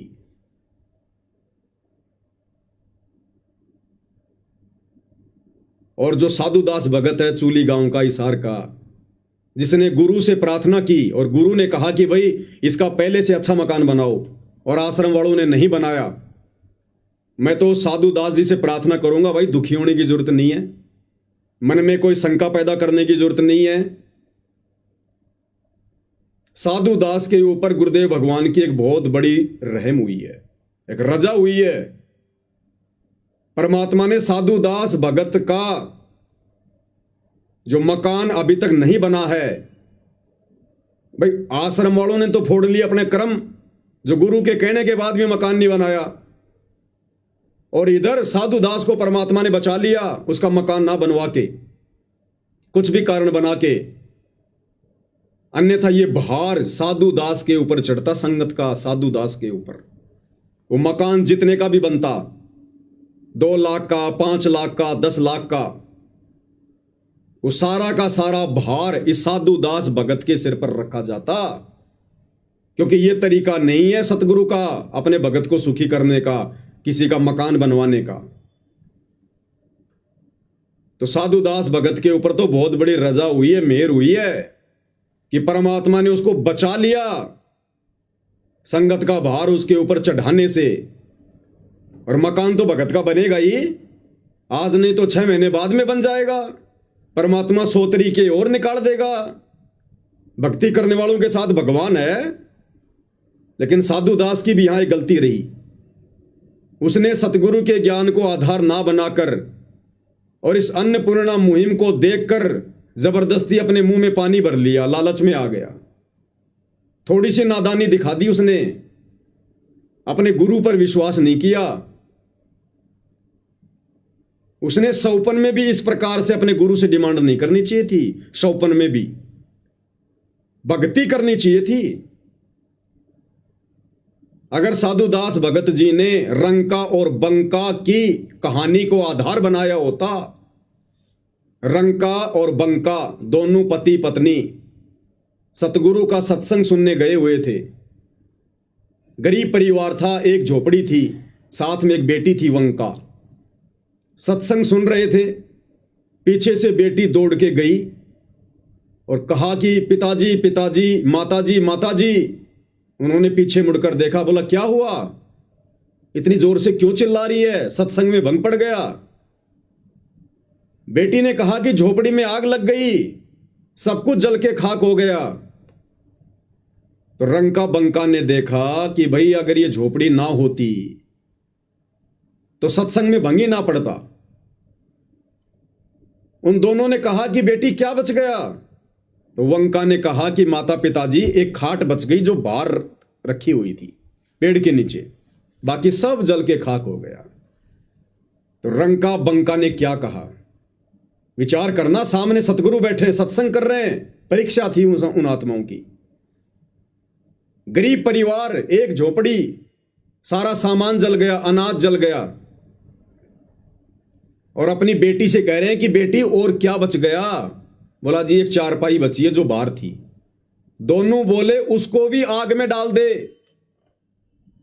अरे उसको भी आग में डाल के आ जा। अगर वो चारपाई ना बचती तो तू दौड़ के ना आती, सत्संग में भंग नहीं पड़ता, बेटा उसको भी आग में डाल के आ जा। बेटी भी आज्ञाकारी थी, तुरंत गई, उस खटिया को भी आग में डाल के वापस सत्संग में आके बैठ गई और आराम से तीनों प्राणी सतगुरु का सत्संग सुन रहे हैं। घर की कोई चिंता नहीं, रात को कहां रहेंगे क्या खाएंगे कोई चिंता नहीं, सामने सतगुरु बैठे हैं। सत्संग के बाद भी सतगुरु से प्रार्थना नहीं की कि सतगुरु मेरा मकान जल गया, हे सतगुरु हम झूठ नहीं बोल रहे, हे सतगुरु देखो सत्संग में हमारी बेटी दौड़ के आई थी। अपने सतगुरु से प्रार्थना भी नहीं की कि हमारा मकान जल गया, उनकी परीक्षा थी। सतगुरु ने भी कुछ नहीं कहा, दंडवत प्रणाम किया, तीनों वापस घर। अब घर कहां रह गया, झोपड़ी जल गई, खाक हो गई, राख हो गई। पूरी रात झोपड़ी के आगे जो पेड़ था उसके नीचे बैठे रहे और परमात्मा की चर्चा करते रहे कि देखो आज सतगुरु ने कितना अच्छा ज्ञान बताया, सतगुरु ने नजर निहाल कर दिया। भाई हमारे धन भाग जो हमें ऐसे पूर्ण गुरु मिले, ऐसा ज्ञान ना आज तक कभी सुना, ना किसी ने सुनाया। और बच्चों हमने तो भक्ति करके सतलोक चलना है, एक दिन ये 21 ब्रह्मांड भी जल के राख होगा, उससे पहले पहले निकल लो यहां से। इस प्रकार की बातें करते करते, सतगुरु की महिमा करते करते, और कब उनकी आंख लग गई परिवार को पता ही नहीं। उस पेड़ के नीचे बैठकर झोपड़ी का रोजना नहीं रोया कि हमारी झोपड़ी जल गई, हे भगवान अब हम क्या करेंगे। आगे की प्लानिंग नहीं करी कि कल को कहां जाएंगे, कहां से पूड़े लेके आएंगे, हैं फिर झोपड़ी बनाएंगे, कुछ नहीं सोचा। और जब सुबह उनकी आंखें खुली तो देखा कि एक झोपड़ी जली थी, 2 झोपड़ी बनके तैयार खड़ी हैं, 2 झोपड़ी नई। उन्होंने झोपड़ी में प्रवेश भी नहीं किया। आकाशवाणी हुई कि बच्चों ये झोपड़ी मैंने बनाई है तुम्हारे लिए। आकाशवाणी पे विश्वास नहीं किया, बोला पहले अपने सतगुरु से पूछेंगे, उसके बाद में झोपड़ी में प्रवेश करेंगे। तीनों प्राणी आश्रम में गए, सतगुरु को पूरी कहानी बताई। सतगुरु ने कहा बेटा ये तुम्हारी परीक्षा थी, वो झोपड़ी मैंने बनाई, और बेटा तुम्हारे विश्वास को देखकर कि तुमने झोपड़ी का रोजना अपने गुरु से नहीं रोया कि मेरी झोपड़ी जल गई, मेरी झोपड़ी जल गई। तुमने केवल परमात्मा की भक्ति की सोची, चर्चा की सोची, महिमा की तुमने। बेटा मैं चाहता तो सोने की भी बना सकता था, और जाओ वो झोपड़ी मैंने बनाई, आराम से रहो। फिर अपना गुरु का आदेश पाकर झोपड़ी में रहे। तो साधु दास भगत जी भी यहां थोड़ी सी मार खा गए, या तो उन्होंने सत्संग नहीं सुने या सुनकर विचार नहीं किया। अरे सतगुरु से झोपड़ी थोड़ी मांगनी है भगत ने। हर सत्संग में गुरु मना करता, बेटो कार कोठी मत मांगो, कार कोठी मत मांगो, बड़ी मुश्किल से तुम्हारा दाव लगा है, कलयुग की पिछली पीढ़ी में मांगने वाली चीज मांगो। भक्ति दान मोहे दीजियो देवन के देवा हो, भक्ति दान मोहे दीजियो देवन के देवा हो, जन्म पाया भूलों नहीं करहूं पद सेवा हो। और हर एक चौपाई में परमात्मा ने क्या संदेशा दिया कि अष्ट सिद्धि और नौ निधि बैकुंठ का वासा हो, और सपने में इच्छा नहीं करूं गुरु आण तुम्हारी हो। ये परमात्मा, मैं ना आपसे नो सिद्धि मांगू, ना नो रिद्धि मांगू, मैं आपसे बैकुंठ भी नहीं मांगता। बैकुंठ में तो महल है बड़े बड़े, झोपड़ी तो बहुत छोटी चीज है। केवल आपकी भक्ति मांगूंगा, मर्यादा मांगूंगा। आगे कह रहे हैं, सुख संपत्ति परिवार धन और सुंदर नारी हो, और सपने में इच्छा नहीं करूं गुरु आण तुम्हारी हो। ये परमात्मा, मुझे इस गंदे लोक की कोई सांसारिक वस्तु नहीं चाहिए, कोई सुख नहीं चाहिए, मुझे कोई झूठी संपत्ति नहीं चाहिए, मुझे केवल आपकी भक्ति चाहिए। और साधु दास जी ने क्या मांगा परमात्मा से? वो भी कलयुग की पिछली पीढ़ी में, जिस समय हम 24 घंटे सत्संग सुन रहे हैं। रंका बंका 24 घंटे सत्संग नहीं सुनते थे। उस समय मोबाइल नहीं थे, मेमोरी कार्ड नहीं थे, सीडी डीवीडी नहीं थी, वो वैज्ञानिक युग नहीं था। फिर भी उन आत्माओं ने ज्ञान का परिचय दिया। तो यहां साधु दास जी ने तो गलती कर दी अपने गुरु से इस प्रकार की बातें कह के मकान बनवाने की, लेकिन सतगुरु दयालु है। सतगुरु ने फिर भी अपने भगत का मकान ना बनवाकर उसको बचा लिया, और सतगुरु के आदेश की पालना ना करके आश्रम वाले उल्टा दोषी बन गए। तो भगत साधु दास को इस गलती के लिए, अगर वो लाइव वीडियो देख रहे हो तो मेरी प्रार्थना है, इसी समय सतगुरुदेव जी को दंडोत करके इस गलती की क्षमा याचना मांगे। ये परमात्मा, आगे से इस दास से ऐसी गलती नहीं होगी। ये मालिक, ये तो झोपड़ी जली है, आप अगर रोड पर बैठाकर भी भक्ति करवाओगे, केवल भक्ति मांगूंगा।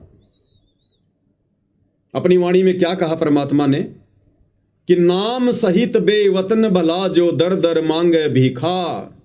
अरे क्या हुआ छत्र की छाया चालाई और राजपाट दिल्ली का। सतगुरु कहते हैं, बच्चों, यदि तुम्हें नाम मिला हुआ है, भक्ति तुम्हें प्राप्त है, और यदि किसी कारण से तुम्हारे को देश निकाला भी दे दिया जाए, और यदि तुम्हारे को मजबूरी में भीख का कटोरा हाथ में लेकर मांग मांग के खाना पड़े, तो भी बच्चों निराश मत होना। अपने गुरु में भक्ति में कोई दोष मत देखना, क्योंकि तुम्हें दुनिया की सबसे बड़ी संपत्ति ये नाम प्राप्त है। गुरु समान दाता नहीं और याचक शिष्य समान, भाई 3 लोक की संपदा सो गुरु दीनी दान। सतगुरु ने तुम्हें सबसे बड़ी संपत्ति दे रखी है, यहां के स्वर्ग बैकुंठ से भी उत्तम ये नाम दीक्षा, भक्ति, 5 यज्ञ। कहते हैं, अगर इस भक्ति को सुरक्षित रखने के लिए, गुरु को प्रसन्न रखने के लिए, अगर कभी ऐसी नौबत आ जाए, हाथ में भीख का कटोरा भी आ जाए, तो अपने सतगुरु में कभी दोष मत देखना। सतगुरु से डिमांड मत करना सांसारिक इच्छाओं की, मकान की, कार की, कोठी की, बेटे की, पोते की, नौकरी की। नहीं, सतगुरु नाराज होगा। इस कलयुग की पिछली पीढ़ी में पूरा खुलासा करने के बाद, पूरा तत्व ज्ञान देने के बाद, और फिर भी तुम सतगुरु से क्या मांग रहे हो? तो साधु दास जी को परमात्मा ने बचा लिया, अन्यथा लाखों भक्तों का पैसा लेकर ये लोग इस प्रकार की मुहिम चला रहे हैं। और यदि साधु दास का ये मकान बन जाता तो परमात्मा पर साधु दास का अविश्वास समझा जाता, और हर एक भगत का भार साधु दास पे चढ़ता। इस कलयुग की पिछली पीढ़ी में पार नहीं हो पाता, और पार नहीं हुआ तो अगले जन्म में ना जाने किसी भगत का तो गधा बनता, किसी का सूअर बनता, किसी का बैल बनता, किसी का ऊंट बनता, सबका चुकाना पड़ता। तुमने उस दरगाह का महल नहीं देखा, धर्मराज के तिल तिल का लेखा। तो ये साधु दास जी पर बहुत बड़ी मेहर हुई है गुरुदेव की। ऐसे मकान तो परमात्मा लाख बनवा देगा। अगर ज्यादा ही मन में इच्छा है तो भगवान तुम्हें बहुत बड़ा रियल एस्टेट का बिल्डर बना देगा। लेकिन सत्संग को आधार बनाना, ऐसी इच्छा कभी मन में मत करना। गुरुदेव ने सम्मन की कथा बताई। सम्मन ने सतगुरु को भोजन करवाने के लिए आटा चोरी करते समय अपने बच्चे की गर्दन काट दी, और गर्दन काटने के बाद में सम्मन के मन में जरा सा दोष आ गया। उसको दोष तो नहीं कह सकते, लेकिन मन में जरा सा विक्षेप आ गया, एक बात आ गई मन में कि यदि आज मैं पैसे वाला होता, यदि आज मैं धनी होता, यदि आज मेरे पास में धन होता, तो मैंने अपने बेटे की गर्दन नहीं काटनी पड़ती। बस इतनी सी बात उसके मन में आई थी कि आज यदि मेरे पास में धन होता, परमात्मा ने उसकी वो इच्छा भी पूरी करनी पड़ी और उसी जन्म में उसको दिल्ली का 1 नंबर का सेठ बना दिया। गुरुदेव कहते हैं सेऊ और नेकी तो पार हो गए, लेकिन वो भाई फंस गया मन में जरा सा विक्षेप पैदा करके। जबकि साधु दास जी ने तो मकान मांग लिया भगवान से, मकान। और फिर अगले जन्म में वो ही सम्मान वाली आत्मा 9 शेरवा का बादशाह बना, 80 गंज खजाने। फिर अगले जन्म में बलक बुखारे का बादशाह बना वो ही सम्मन, जिसके ठाठ बाट को देखकर देवताओं का राजा इंद्र भी शर्मा जाता था। तो ये तत्व ज्ञान सतगुरु ने क्यों दिया हमें? इसको आधार बनाकर भक्ति मार्ग पर आगे बढ़ने के लिए, आंख बंद करके चलने के लिए नहीं। अरे आंख बंद करके तो सतगुरु का परिवार खूब चल रहा है। आंख बंद करके तो सतलोक आश्रम मैनेजमेंट हरियाणा खूब चल रहा है। और हम भगत भी अगर इसी प्रकार से आंखें बंद करके चलेंगे भक्ति मार्ग पर, तो सतगुरु को फिर कौन से दिन प्रसन्न करेंगे? क्या वही गलतियां करते रहेंगे जो गलतियां हम आज से पहले करते आ रहे हैं, सतगुरु को दुखी करते आ रहे हैं? अरे बड़ी मुश्किल से सतगुरु रिझा है, पता नहीं कौन से सौभाग्य से प्रसन्न हुआ है। कलयुग की बिचली पीढ़ी में आके हम डूबते हुओं को सहारा दिया है, और आज मोक्ष मांगने के बजाय कार कोठी बेटा बेटी मांगते मांगते मर जाएंगे क्या? हमारी ये इच्छाएं, ये हवस कौन से दिन पूरी होगी फिर? जहां इच्छा, जहां आशा तहां बासा हुई, मन कर्म वचन सुमरियो सोई। हम तो फंस जाएंगे ही, काल फंसा लेगा, वो तो तैयार बैठा है। सावधानी हटी दुर्घटना घटी। तो कजोड़ दास जी, ये बहुत बड़ी एक दया, एक बहुत बड़ी मेहर मुझ पवन दास की नजरों में साधु दास जी के ऊपर हुई है। और आश्रम वालों ने गुरु के आदेश की अवहेलना करके उस भगत का मकान ना बना के अपने कर्म फोड़ लिए, और अनुपदेशी जगत वालों के फ्री में मकान बना बना के इस नादान संगत के सिर पर भार चढ़ा रहे हैं। भाई सतगुरु ने हमें क्या आदेश दिया कि बच्चों, ना हमने किसी का फ्री का लेना, ना किसी को फ्री में देना। ये आश्रम वाले क्या कर रहे हैं? अरे ऐसे वचन अपने भक्तों को कहने वाला भगवान गुरु क्या आज खुद अपनी जुबान से फिरेगा? क्या फ्री में अपने भक्तों के दान धर्म से लोगों के मकान बनवाएगा, लोगों के घरों में राशन डलवाएगा? फिर तो सतगुरु दोगला हो गया इन लोगों के अनुसार। तो भाई साध वचन पलटे नहीं, चाहे पलट जाए ब्रह्मांड। सतगुरु ने जो वचन भक्ति मार्ग पर निकाल दिए, क्योंकि सत्संग उनका विधान है। ये सत्संग भक्ति का विधान है, संविधान है। ये सत्संग आज भी भक्ति के आधार है, और जब कल को सतगुरु लीला करके सतलोक चले जाएंगे, उसके बाद भी यही सत्संग भक्ति मार्ग पर भक्तों के लिए आधार बने रहेंगे।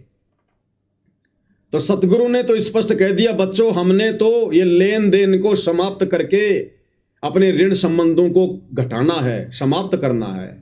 और ना हमने किसी को फ्री में देना है, ना हमने किसी का फ्री में लेना है।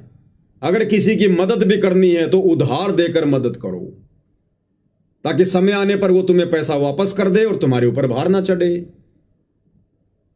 अब यहां तो सरेआम फ्री में 15-15 लाख के मकान बनाए जा रहे हैं।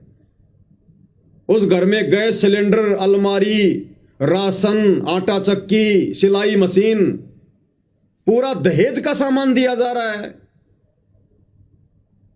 भगतों को ऋणी बनाया जा रहा है। जो जो भगत दान देकर सहयोग कर रहे हैं, ज्योति पाठ का पैसा देकर आश्रम वालों का सहयोग कर रहे हैं, वो सब दोषी बन रहे हैं परमात्मा के विधान अनुसार। ये परीक्षा क्यों ले रहा है सतगुरु इतना ज्ञान देकर 2014 से? यही देखने के लिए कि कितने भगत तैयार हुए हैं सतलोक के लिए। जो यहीं पर ठगी का शिकार हो रहे हैं, वो त्रिकुटी पर तो सौते ठगे जाएंगे।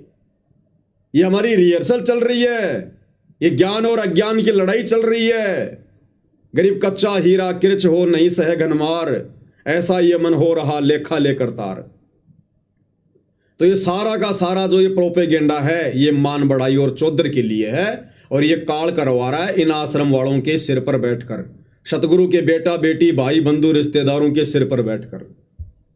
और यहां नादान संगत ने विचार करना चाहिए था, जैसा कि आप जी ने वीडियो की शुरुआत में भाई बहनों से प्रार्थना की थी कि भाई और बहनों, ये देखा देखी का मार्ग नहीं है, ये देवकी नंदन ठाकुर का, धीरेन्द्र शास्त्री का, अनिरुद्धाचार्य वाला भक्ति मार्ग नहीं है। इस भक्ति मार्ग पर काल कदम कदम पे चलेगा, जाल फैलाएगा, और हमने आंखें खोल के चलनी है। हमने ये सोचकर किसी पर आंख बंद करके विश्वास नहीं करना कि ये गुरुजी का बेटा है, ये गुरुजी की बेटी है। अरे गुरुजी के बेटे ने तो सतलोक में हमारे को ठग लिया। वो ज्योति निरंजन गुरुजी का तो बेटा था, उस बेटे के चक्कर में आ गए हम सतलोक में। आज हमें गधा कुत्ता सुअर बना के घुमा रहा है यहां, और आज जब वापस सतलोक जाने का समय आ रहा है तो वही गुरुजी के बेटा बेटी फिर से काल प्रेरणा से हमें ठगने को तैयार हो गए। तो भक्तों ने यहां अपने गुरु के ज्ञान को आधार बनाकर भक्ति मार्ग पर कदम रखना है। यह परिवारवाद वाला मार्ग नहीं है, वंशवाद वाला मार्ग नहीं है, भाई भतीजे वाद वाला मार्ग नहीं है कि गुरुजी का बेटा कहेगा वैसा करेंगे, गुरुजी की पत्नी कहेगी वैसा करेंगे। कौन है गुरुजी की पत्नी, कौन है गुरुजी का बेटा बेटी?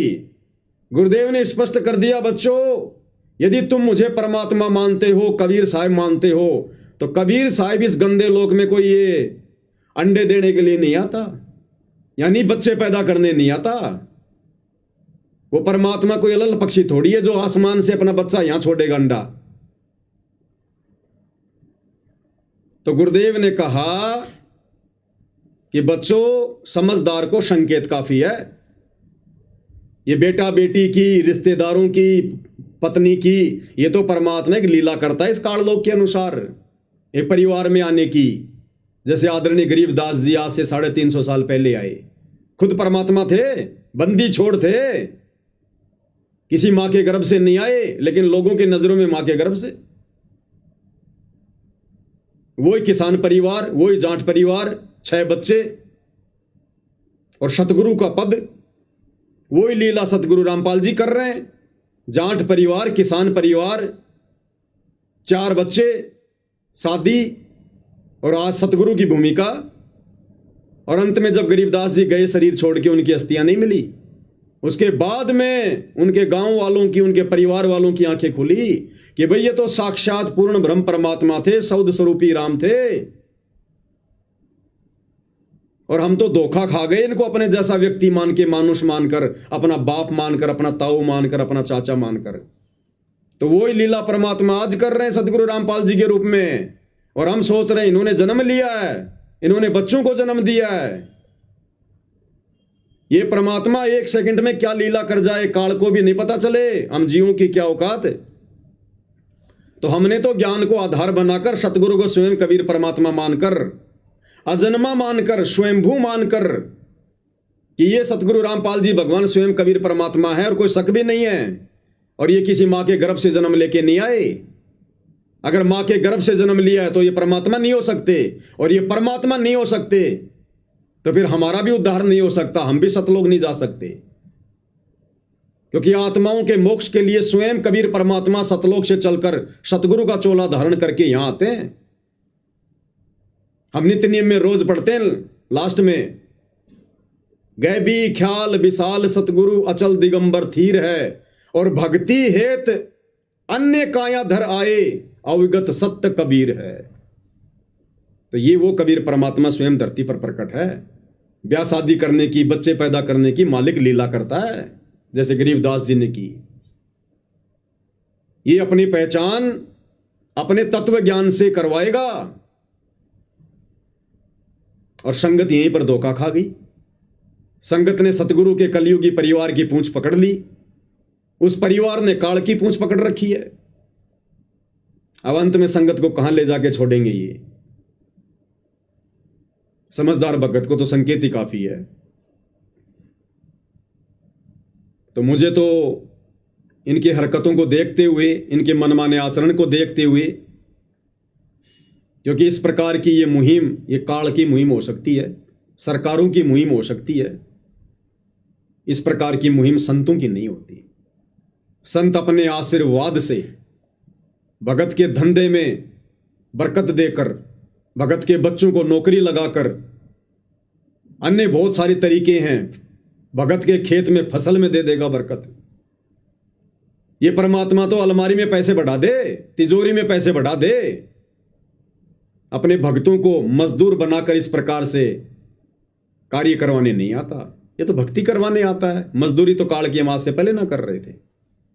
तो कजोड़ जी, मुझे तो लगता है टोटल ये चौधरीपना प्राप्त करने का, मान बढ़ाई प्राप्त करने का, इस ज्ञान को ना समझ पाने के कारण, क्योंकि जरूरी थोड़ी होता है कि कोई सतगुरु का बेटा है, बेटी है, रिश्तेदार है तो ज्ञान को बहुत अच्छा समझेगा। किसने समझा?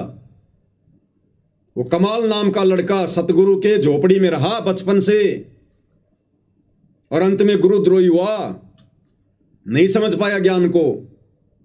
और बाकी 64 लाख भगत सोच रहे थे कि कमाल जितना ज्ञान किसी को नहीं है। धर्मदास के घर में काल का दूत पैदा हो गया, नारायण दास। गरीबदास जी के चारों बेटों ने आगे चल के भक्ति छोड़ दी। नानक जी के दोनों बेटे श्रीचंद और जयचंद नानक जी से विमुख हो गए थे, क्योंकि नानक जी ने अंगद को अपना उत्तराधिकारी बना दिया। नाराज हो गए, छोड़ दिया पंथ को, अलग पंथ चला दिया, निर्मल पंथ, बेड़ा गर्क कर दिया लोगों का। तो कहते हैं घर का जोगी जोगना, बाहर का जोगी सिद्ध, और दीपक तले हमेशा अंधेरा रहता है। ये सतगुरु का परिवार केवल माया को देखकर जुड़ा हुआ है, माया को देखकर। ना ज्ञान आधार इनको पहले था, ना वर्तमान में है। अब ये नादान संगत को विचार करना चाहिए, भाई तुमने किस चीज को आधार बनाकर ये निर्णय लिया है। भाई परीक्षा का समय है, सतगुरु तो कुछ भी आदेश देगा। परीक्षा के समय में सतगुरु कुछ भी आदेश देकर भगत की परीक्षा लेगा। सतगुरु तो कह देगा, हाँ बच्चों ये अन्नपूर्णा मुहिम मैंने चलाई है, मेरा आदेश है। लेकिन सतगुरु ने सत्संगों में क्या समझाया? परीक्षा के समय में तो सत्संगों को आधार बनाया जाएगा। जिस प्रकार सतगुरुदेव हमें कथा सुनाते हैं, एक संत के बहुत सारे शिष्य थे, संत ने काफी ज्ञान दिया, फिर एक दिन उनकी परीक्षा लेनी चाहिए और सतगुरु ने पहले सबको सामने बैठा कर कहा कि देखो भाई, गुरु से बढ़कर कोई नहीं होता, गुरु की आज्ञा सबने माननी चाहिए। जो गुरु की आज्ञा नहीं मानता वो गुरुद्रोही होता है, उसको तो नरक में भी ठिकाना नहीं है। सबने कहा हाँ गुरुदेव, गुरु की आज्ञा माननी चाहिए। फिर उस गुरु ने तुरंत कहा कि भाई अब मेरी आज्ञा है, मेरा आदेश है, अपने अपने पैर का जूता निकालो, मेरे सर में 5-5 मारो, सबकी गर्दन नीची। तो गुरु ने कहा, अरे बस, अभी तो तुम क्या कह रहे थे कि गुरु की आज्ञा माननी चाहिए, गुरु के आदेश की अवहेलना करने वाला नरक में जाता है, और अब मैं तुम्हें आज्ञा दे रहा हूं, तुम मेरी आज्ञा नहीं मान रहे। सबकी नीची गर्दन। एक भगत खड़ा हुआ, समझदारी से काम लिया, विवेक से काम लिया, क्योंकि वो परीक्षा का समय था। अपने पैर का जूता निकाला, सतगुरु के चरणों में बैठा और अपने सिर में 5 मारी। गुरु ने कहा, भाई डांडी मत मार, मैंने तो मेरे सिर में मारने के लिए कहा है। तो उस शिष्य ने कहा कि ये गुरुदेव, इस दास का शीश भी तो आप ही का है। सिर सौंपया गुरुदेव को, सफल हुआ यो शीश, और नितानंद इस शीश पर आप बसे जगदीश। कि गुरुदेव, इस दास का शीश भी तो उपदेश लेने के बाद आपका ही है। मैंने अपने सिर पर मार दिए, समझो आपके सिर पर मार दिए। गुरु बड़ा प्रसन्न हुआ। मैं गारंटी के साथ कह सकता हूं कजोड़ जी, उस समय यदि उस संत के सामने गुरु जी के बेटे बैठे होते, गुरु जी की बेटियां बैठी होती, गुरु जी का भाई बैठा होता, ये कोऑर्डिनेटर बैठे होते, और गुरु कह देता कि भैया मेरे सर में 5-5 जूते मारो, ये 5 नहीं 10-10 मारते, ये कुछ विशेष वस्तु मिलेगी। गुरु जी कह रहे हैं, गुरु जी की आज्ञा है, हम तो गुरु की आज्ञा में चलते हैं। ये बुद्धि विवेक का इस्तेमाल नहीं करते, जैसा वर्तमान में नहीं कर रहे, ये नादान संगत नहीं कर रही। अरे एक टीचर साल भर तक पढ़ाता है बच्चों को, भारत की राजधानी नई दिल्ली, भारत की राजधानी नई दिल्ली, और वही टीचर उन बच्चों की परीक्षा के लिए परीक्षा में सवाल बना के देता है, भारत की राजधानी क्या है। और उस समय यदि कोई बच्चा पूछे कि गुरुजी भारत की राजधानी क्या लिखूं, बंबई लिख दूं क्या, तो टीचर उसको सही आंसर नहीं बताएगा। टीचर कहेगा बेटा जो तेरे को अच्छा लगे वो लिख दे, क्योंकि टीचर को पता है कि मैंने तो साल भर क्या पढ़ाया, इसने ध्यान दिया नहीं, अब ये मेरे से पूछ रहा है। अगर मैं इसकी मदद करूंगा इस समय तो मैं इसका दुश्मन हूं। ये बच्चा फिर कभी नहीं सुधर पाएगा। तो टीचर परीक्षा के समय में बच्चे की कोई मदद नहीं करता, और उल्टे उल्टे सवाल करके, क्या टीचर को नहीं पता भारत की राजधानी क्या है? उसमें 4 ऑप्शन क्यों लिख रहा है? दिल्ली, बंबई, कलकत्ता, महाराष्ट्र, बच्चे की परीक्षा के लिए।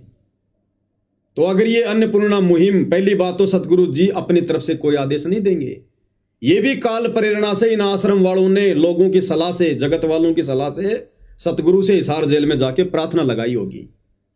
अब सतगुरु को तो मौका मिल गया भक्तों की परीक्षा लेने का, ये तो बहुत अच्छा काम हो गया, क्योंकि सतगुरु को अपने परिवार की हकीकत का तो पहले पता था। अगर ये परिवार ज्ञानवान होता, मर्यादा में होता, तो बरवाला कांड ही ना होता। तो सतगुरु को तो अच्छे से पता था उनके बारे में।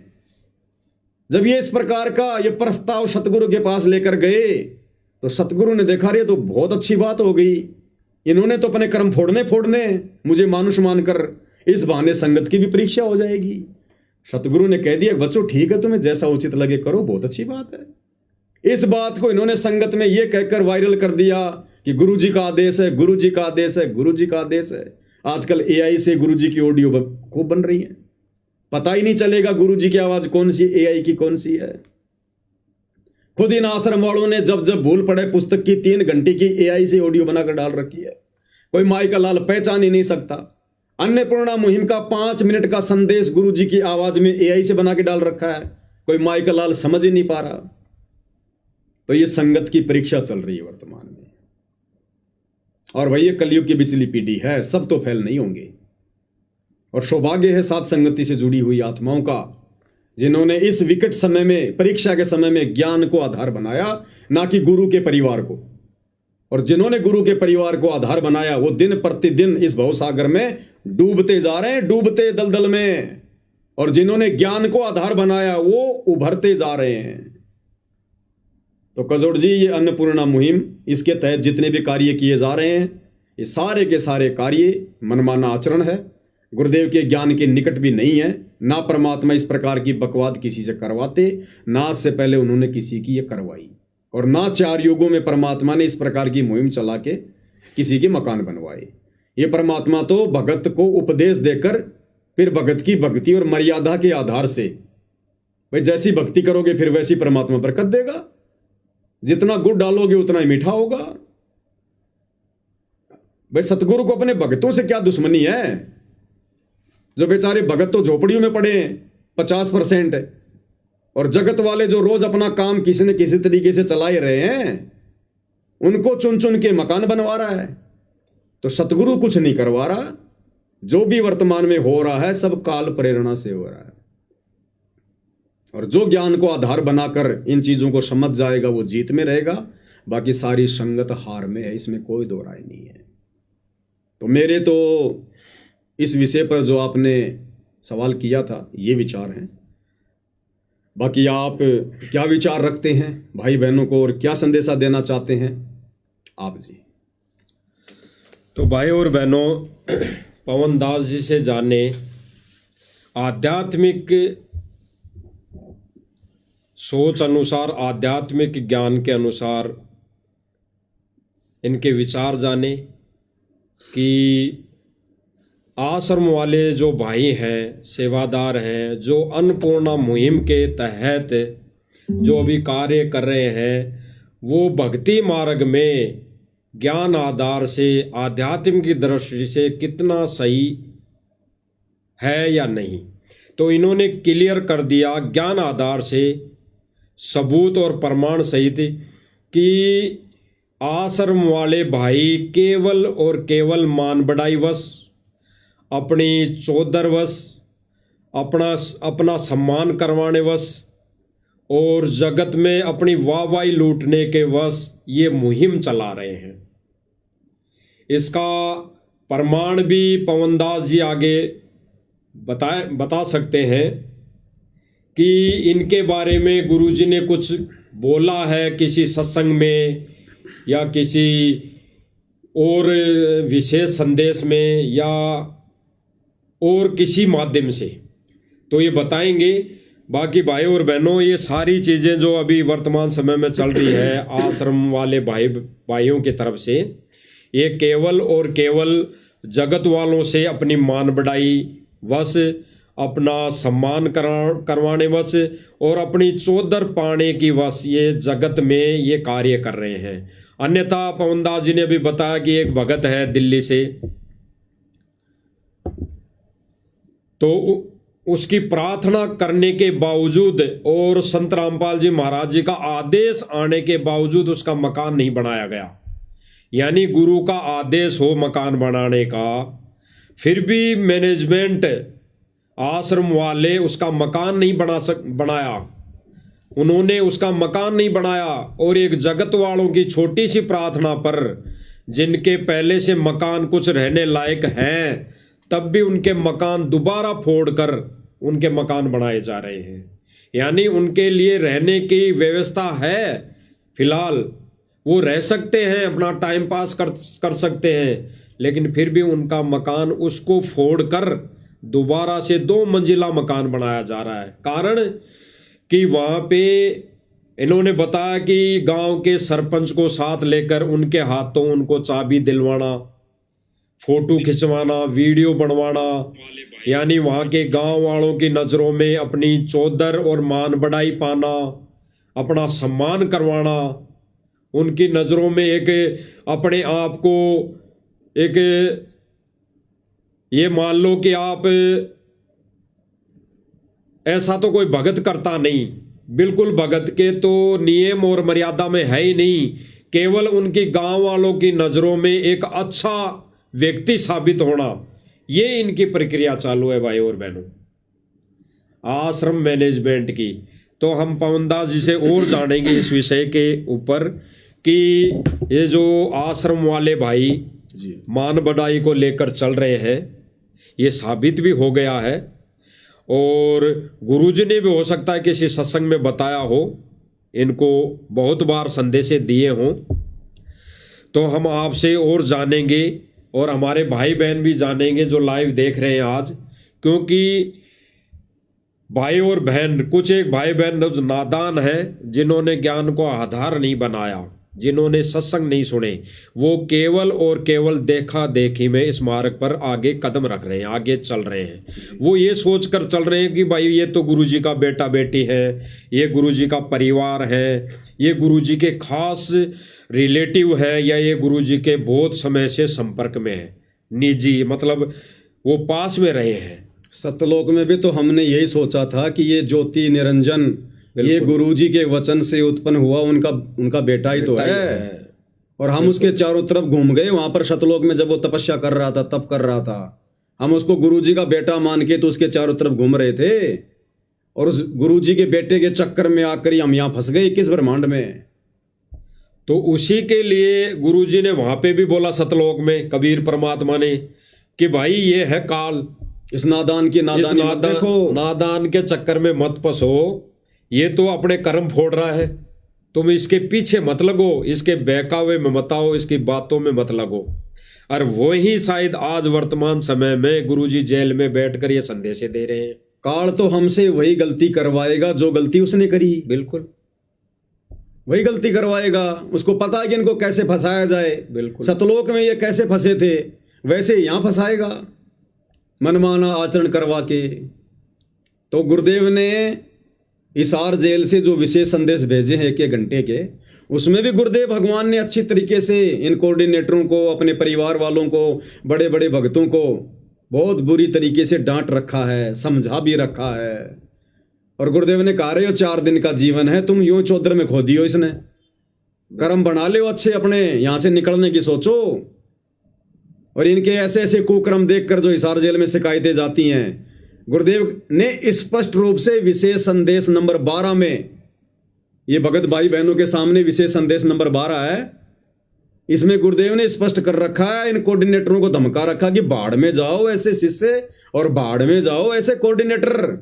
जो अपनी मनमानियां करते हैं, क्योंकि सब ये मनमानियां तो चल रही हैं। ये धनाना में स्टेडियम बनाना मनमानी, धनाना गांव में बस स्टैंड बनाना मनमानी, धनाना गांव में एम्बुलेंस चलाना, ये बसें चलाना, रोडें बनवाना मनमानी, जाटों की धर्मशाला बनवाना मनमानी, गुंडों की सीबीआई जांच करवाना मनमानी, सीबीआई जांच में 5 लाख रुपए देना मनमानी, जाटों के आरक्षण में संगत को बैठाना मनमानी, आरक्षण में करोड़ों रुपया संगत के ज्योति पाठ दान का चंदे में देना मनमानी, अयोध्या में जाके काल पुजारियों के लिए भंडारा करना मनमानी, नेपाल के सीतापुर में भंडारा लगाना मनमानी, मुसलमानों के विरोध में बजरंग दल वालों के साथ मिलकर मध्य प्रदेश के देवास में आंदोलन करना मनमानी, परशुराम की जयंती में जाना, भक्तों की मर्यादा तोड़वाना, समाधि पूजवाना मनमानी, मुख्यमंत्री की रैलियों में भक्तों को ले जाना मनमानी, सिरसा की अनाज मंडी में नकली कबीर पंथियों के साथ मिलकर कबीर जयंती मनाना मनमानी। कितनी मनमानियां गिनाएं इनकी। जज्जर की गौशाला में 12 लाख रुपए देना मनमानी, गुरुजी के लड़कों के द्वारा सर पर साफा पहनकर, गले में माला पहनकर, हाथ में श्री कृष्ण जी का मोमेंटो लेकर सम्मान करवाना मनमानी, सोनीपत की गौशाला में जाकर भंडारा लगाना, वो अपना यज्ञ कर रहे थे दयानंद वाला, वहां जाकर भंडारा लगाना मनमानी। सुबह से शाम हो जाएगी। इसलिए सतगुरु ने दुखी होकर अंत में विशेष संदेश में सार्वजनिक तौर पर, और ये शब्द कहने पड़े विशेष संदेश नंबर 12 में, भाई बहन सुन सकते हैं, ये बाढ़ में जाओ ऐसे शिष्य और बाढ़ में जाओ ऐसे कोऑर्डिनेटर जो अपनी मनमानी करते हैं। और ये थोड़ा सा जीवन है, तुम इसको चौधर में खो दियो इसको। कितने दुखी होकर कह रहे हैं। और अंत में गुरुदेव कह रहे हैं कि बच्चों अपने ऊपर रहम नहीं कर सकते तुम मेरे ऊपर करो। यानी सारी सृष्टि का मालिक सतगुरु रामपाल जी भगवान अपने उन नालायक भक्तों से भीख मांग रहा है। डूब के मर जाना चाहिए उन भक्तों ने, जिनकी इन उल्टी हरकतों के कारण सतगुरु खून के आंसू रो रहा है हिसार जेल में। क्या कह रहे हैं परमात्मा, सुनिएगा ध्यान से। बाढ़ में जाओ विशेष और ऐसे कोऑर्डिनेटर तो अपनी बकवास करते हैं। कर्म बना लो, बकवास छोड़ कर। ये बार बार कहने की बात नहीं है। तो मुश्किल से मानो शरीर मिला, इसमें तुम वो चौधर में खो दियो और नष्ट करके चले जाइए इस जीवन को। बचाओ, अपने ऊपर रहम ना करते दास पकड़ लो। मेरा संघर्ष देखो, 27-28 साल हो गए दास में। 1994 से आज तक हिसाब ला लो। और इसलिए कि आप घोर नरक में पड़े हो, इसको सुख मानने बैठे हो। अरे सुख है कितनी समय का पता है आपको? सांस बेरा ना, इस सांस का आवन हो ना हो। ऐसे गंदे लोग में माचे माचे करो हो, अहंकार में सड़ रहे हो। यू काल पारा कर रखा काल ने, तो हवा पर रखिए और एकदम पलट देगा टायर सा तुम्हारा। आँख खोल लो।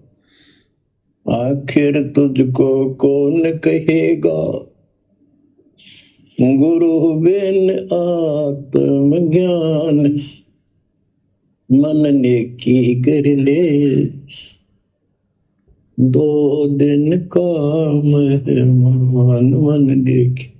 ये कबीर साहब रो रो का गाया करते, खड़े होके तो चौराहों पर, आंखों में आंसू होती थी उनके।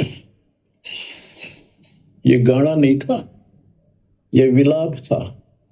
विलाप दास गाता नहीं, आत्मा से रोता है, ऊपर से गा रहा। 120 साल आपके बाप, आपके पिता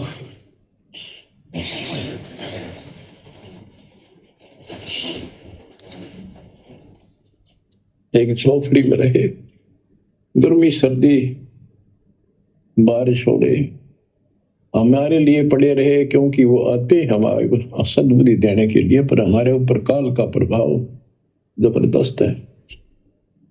कजोड़ जी, बहुत सारे लोग समझ नहीं पाते कि ये सतलोक आश्रम मैनेजमेंट हरियाणा क्या है, राष्ट्रीय समाज सेवा समिति क्या है।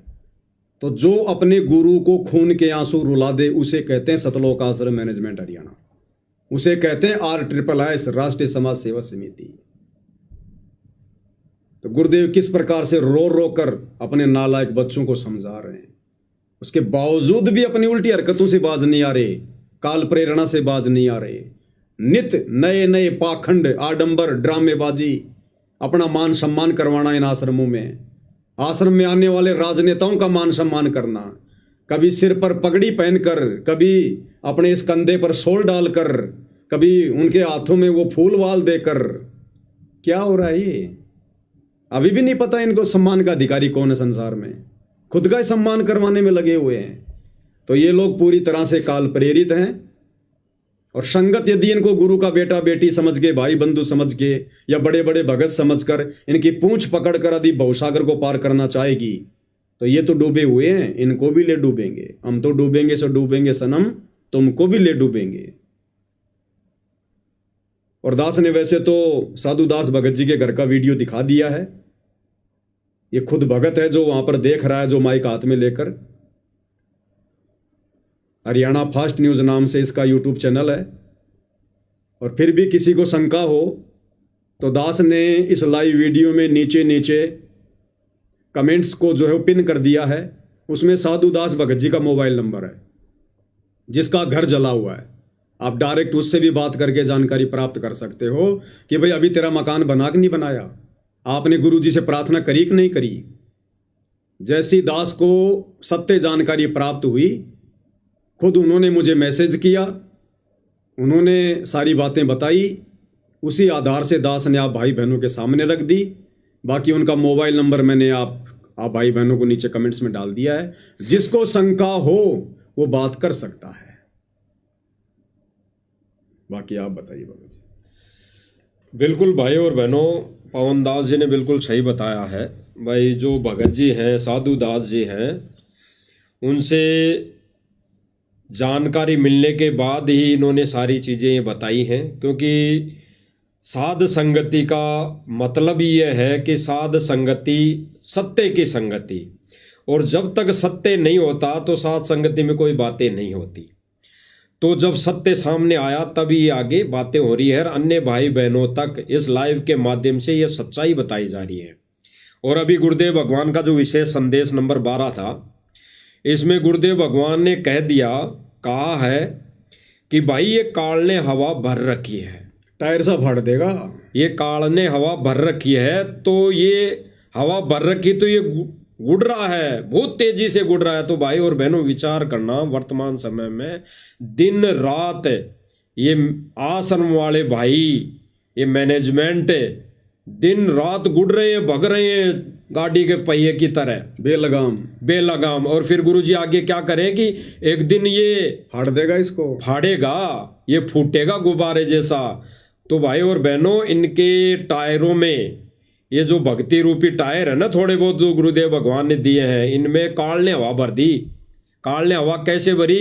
इन्होंने मर्यादा तोड़ दी। सतगुरु मर्यादा तोड़ दी तो काल का दाव लग गया। अब काल ने उनमें हवा भरना चालू कर दी, और इस हवा के वजह से, इस हवा को लेकर ये उड़ रहे हैं, भाग रहे हैं 24 घंटे रात दिन।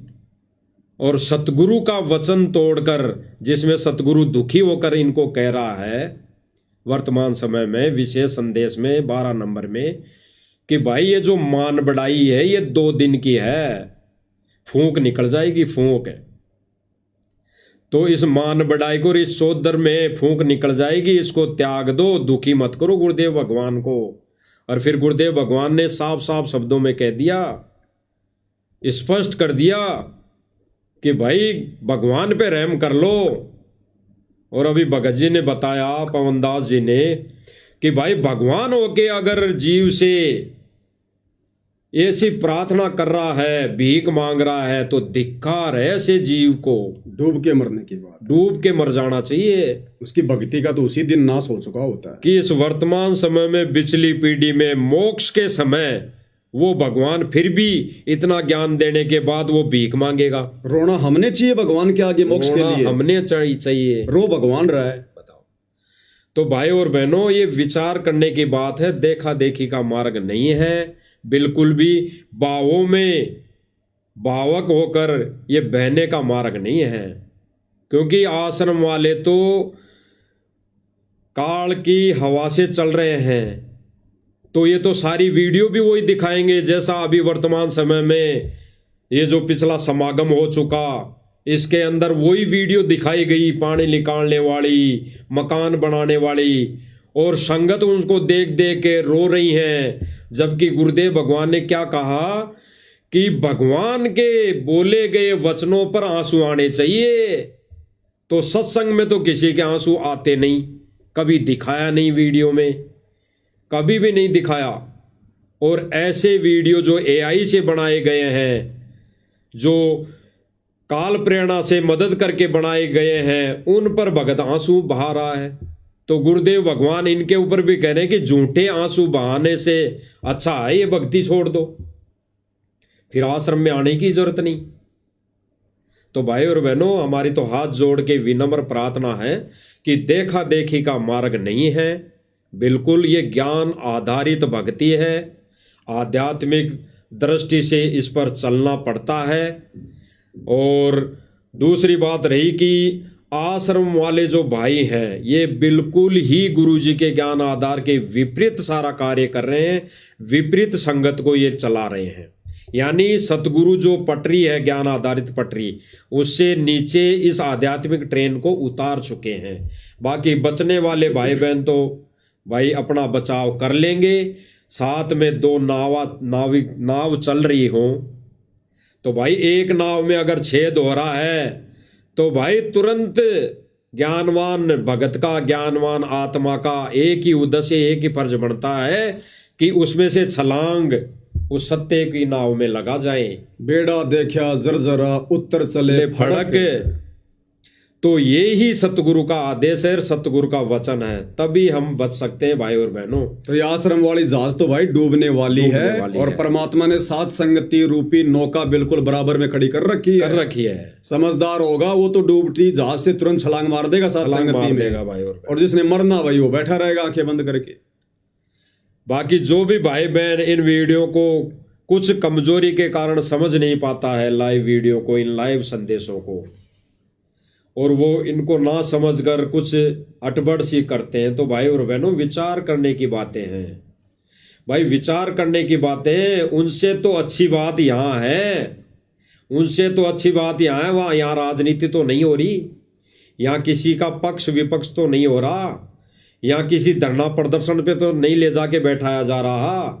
यहाँ पे केवल गुरुदेव भगवान की महिमा ही तो गाई जा रही है, महिमा ही तो बताई जा रही है। गुरुदेव भगवान के सत्संग आधार से सारी चीजें बातें की जा रही है। ऐसा तो नहीं कि मर्यादाएं तोड़वाई जा रही, तो उससे तो अच्छा है, कम से कम भगवान को रिझा रहे हैं जो भी भक्ति क्रिया करके। तो भाई और बहनों विचार करना इन बातों पे और गहराई से चिंतन मनन करना कि ये जो साथ संगति के वीडियो हैं, सत्सेवकों के वीडियो हैं, ये किस पर्पज और किस आधार पर और इनका क्या मूल्य है, क्या औचित्य है, क्या इनका रीजन है, इन पर विचार विमर्श करके भाई और बहनों ये दो नाव परमात्मा ने खड़ी कर रखी है। अब कौन सी नाव में सवार होना है वो भक्तों के ऊपर डिपेंड करता है, संगत के ऊपर डिपेंड करता है, आप और हमारे ऊपर निर्भर करता है कि हमने उस छेद हुई नौका में बैठे रहना है या सतगुरु के उस विमान में बैठना है जो सीधा सतलोक जाएगा।